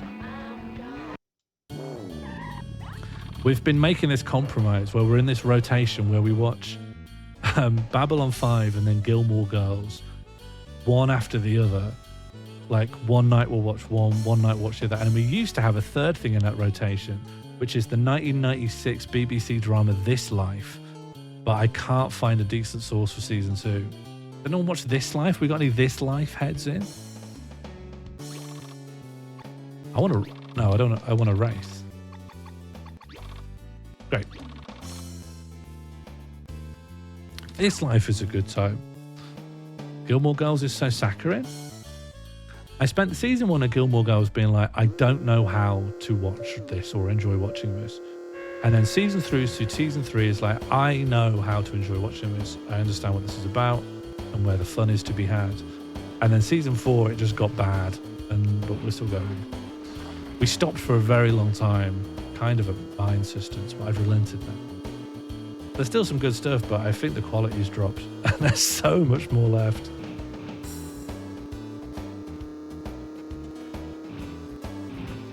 I think the problem is I hate every character now, so there's no one to root for. I just dislike them all.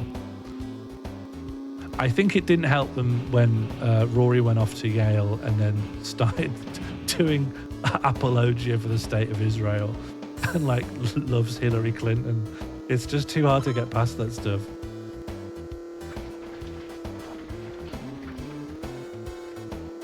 And just little things about I struggle with American TV shows where we're told the main character's poor, but they live in a house that's fucking hell, this house is amazing. Look at your modest little house. That would cost £1 million.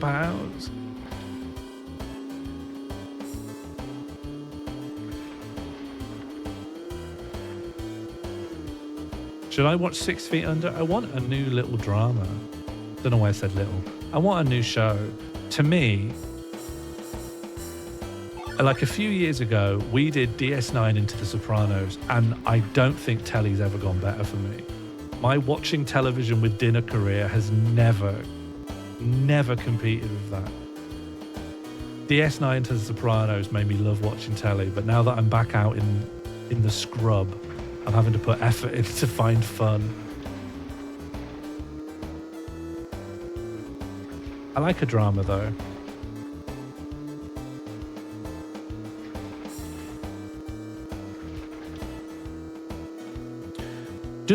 Martijn, you talked about this. Does The Wire hold up?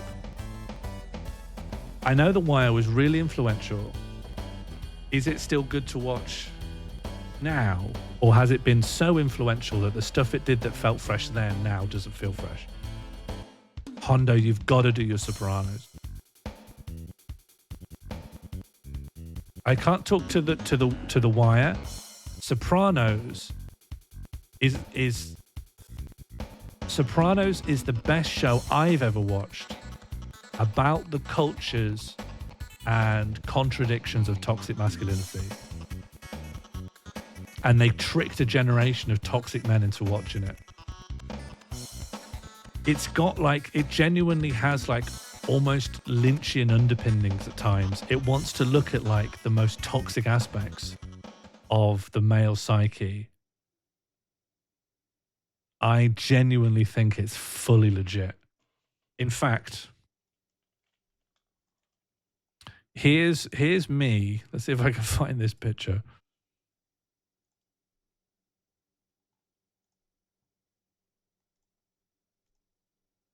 Okay, I've got several pictures. Here's a picture of me from last Saturday when I managed to find and play a Sopranos-themed pinball machine, an official HBO, like season 5 Sopranos pinball machine. And it was surprisingly detailed and accurate. Had all the characters who died back there. There's the boat there. You can't see, but there's a big mouth Billy Bass on the side over here. Yeah, I was really happy to play that. We went to... yeah, I emphasized the strippers was a bad idea. Sopranos is still really good, but they are gangsters. Yeah, there is like objectification of women. But it's done by the characters, not by the show. Where is that? Barnsley. It's the Barnsley Retro Arcade. It's a pretty good arcade. The real problem is that there's too many kids. I hate to say this. I know I'm going to sound like a bore. I don't like the way this is going to sound. But there's too many kids. There's too many children at the arcade. I played Paperboy for 2 hours and I got the 4th highest high score on Paperboy. I went away, I had my lunch, I came back. It's the Retro Dome. Grugger, I actually recommend it, but you've got to go early because they only open on Friday, Saturday, Sunday, and just it fills with kids on a Saturday. And they're not respectful. They're not respectful to the machine. They've got an original space. They've got an original Asteroids from 1979. And you're seeing these sticky-fingered kids. This should be in a museum. This should be in a museum. So many little kids. Some of them stole the balls from one of the machines and just went away with them. They've just broken that machine. Things like stopped working throughout the day because you can see kids pulling on them. Those of the machines don't even work properly. Yeah, they had a 1979's Asteroids. And you know what? It was beautiful. It was beautiful. You think of these old machines because you've always played like the home console ports of them. And you're like, these machines were very ugly and these games are very primitive. They weren't. They ruled. They absolutely ruled. Kids just love to touch things, yeah. And they're very, very sticky. I wonder what that AMC show... Jam, do you remember what that AMC show arcade machine is back there? Clearly wasn't as interested in it. There was a Stranger Things arcade, Walking Dead. Yeah, that's right. Walking Dead. There was a Stranger Things one here that was quite modern. They've got no respect, you know. But also, there's kids that are so young, they're coming up and they don't know they're not playing the game. They come up and they're pressing the buttons while it's just playing the attract mode demo.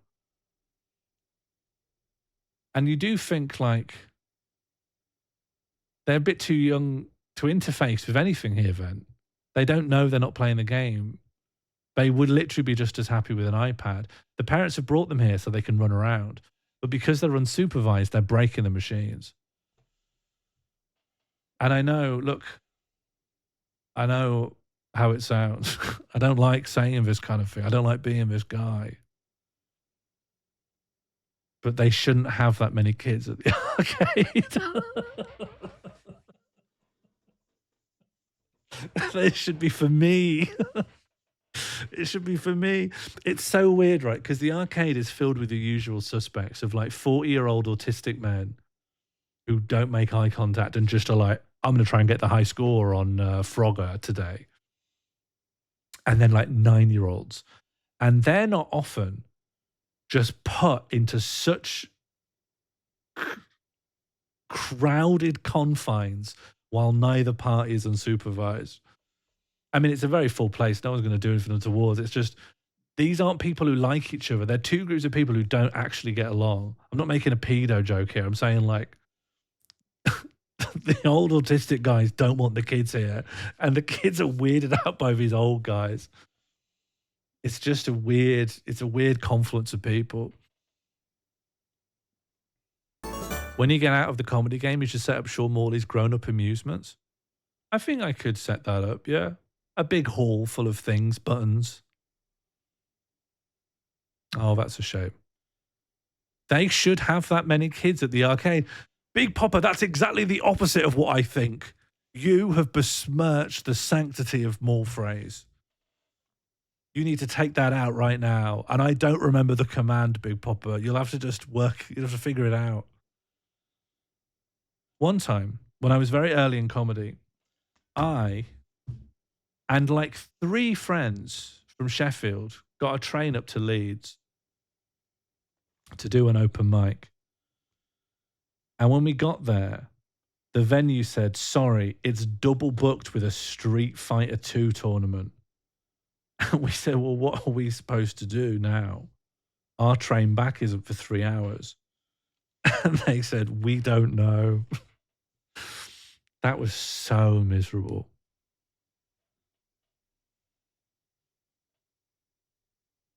You did do a typo, yeah. But you have to take responsibility, Big Pop. BBP. Can I ask Big Popper, Peter? I've always been interested in whether you're a big father or you're a big popper, like someone who pops.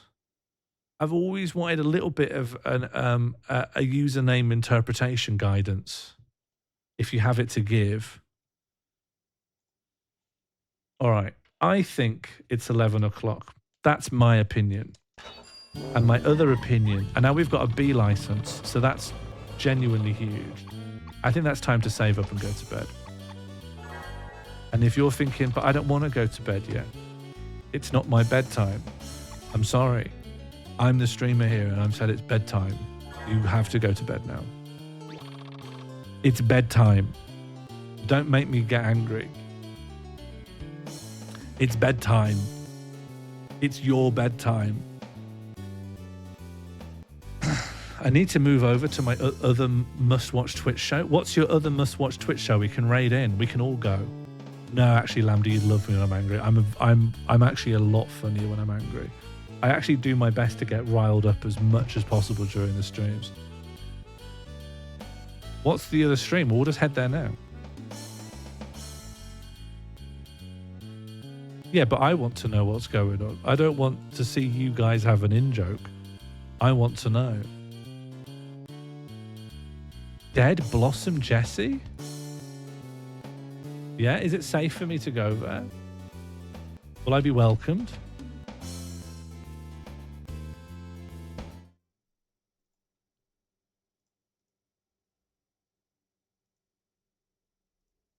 What is this?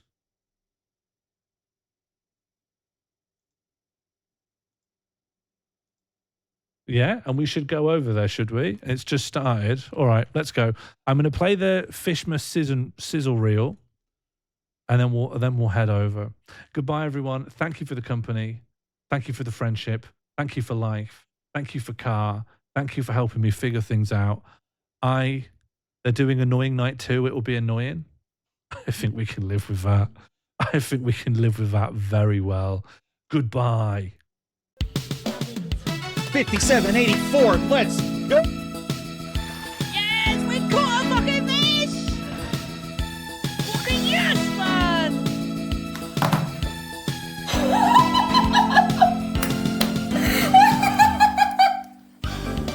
Joe's happy. Oh, we're so away. How do I play fish?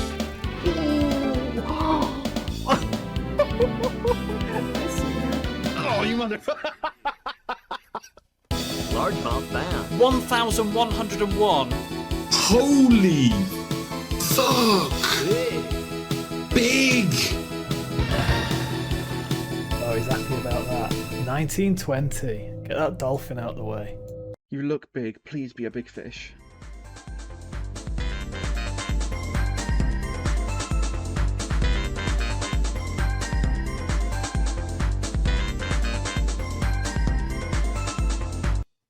It's really small.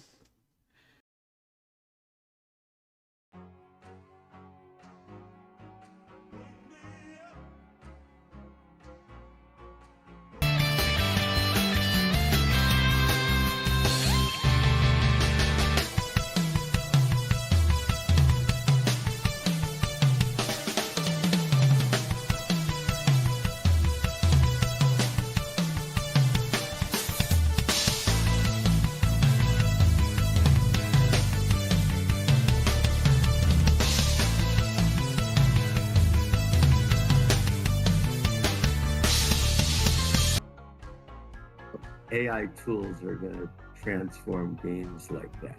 AI everything. We're fucked. Elon and I over the weekend were texting each other.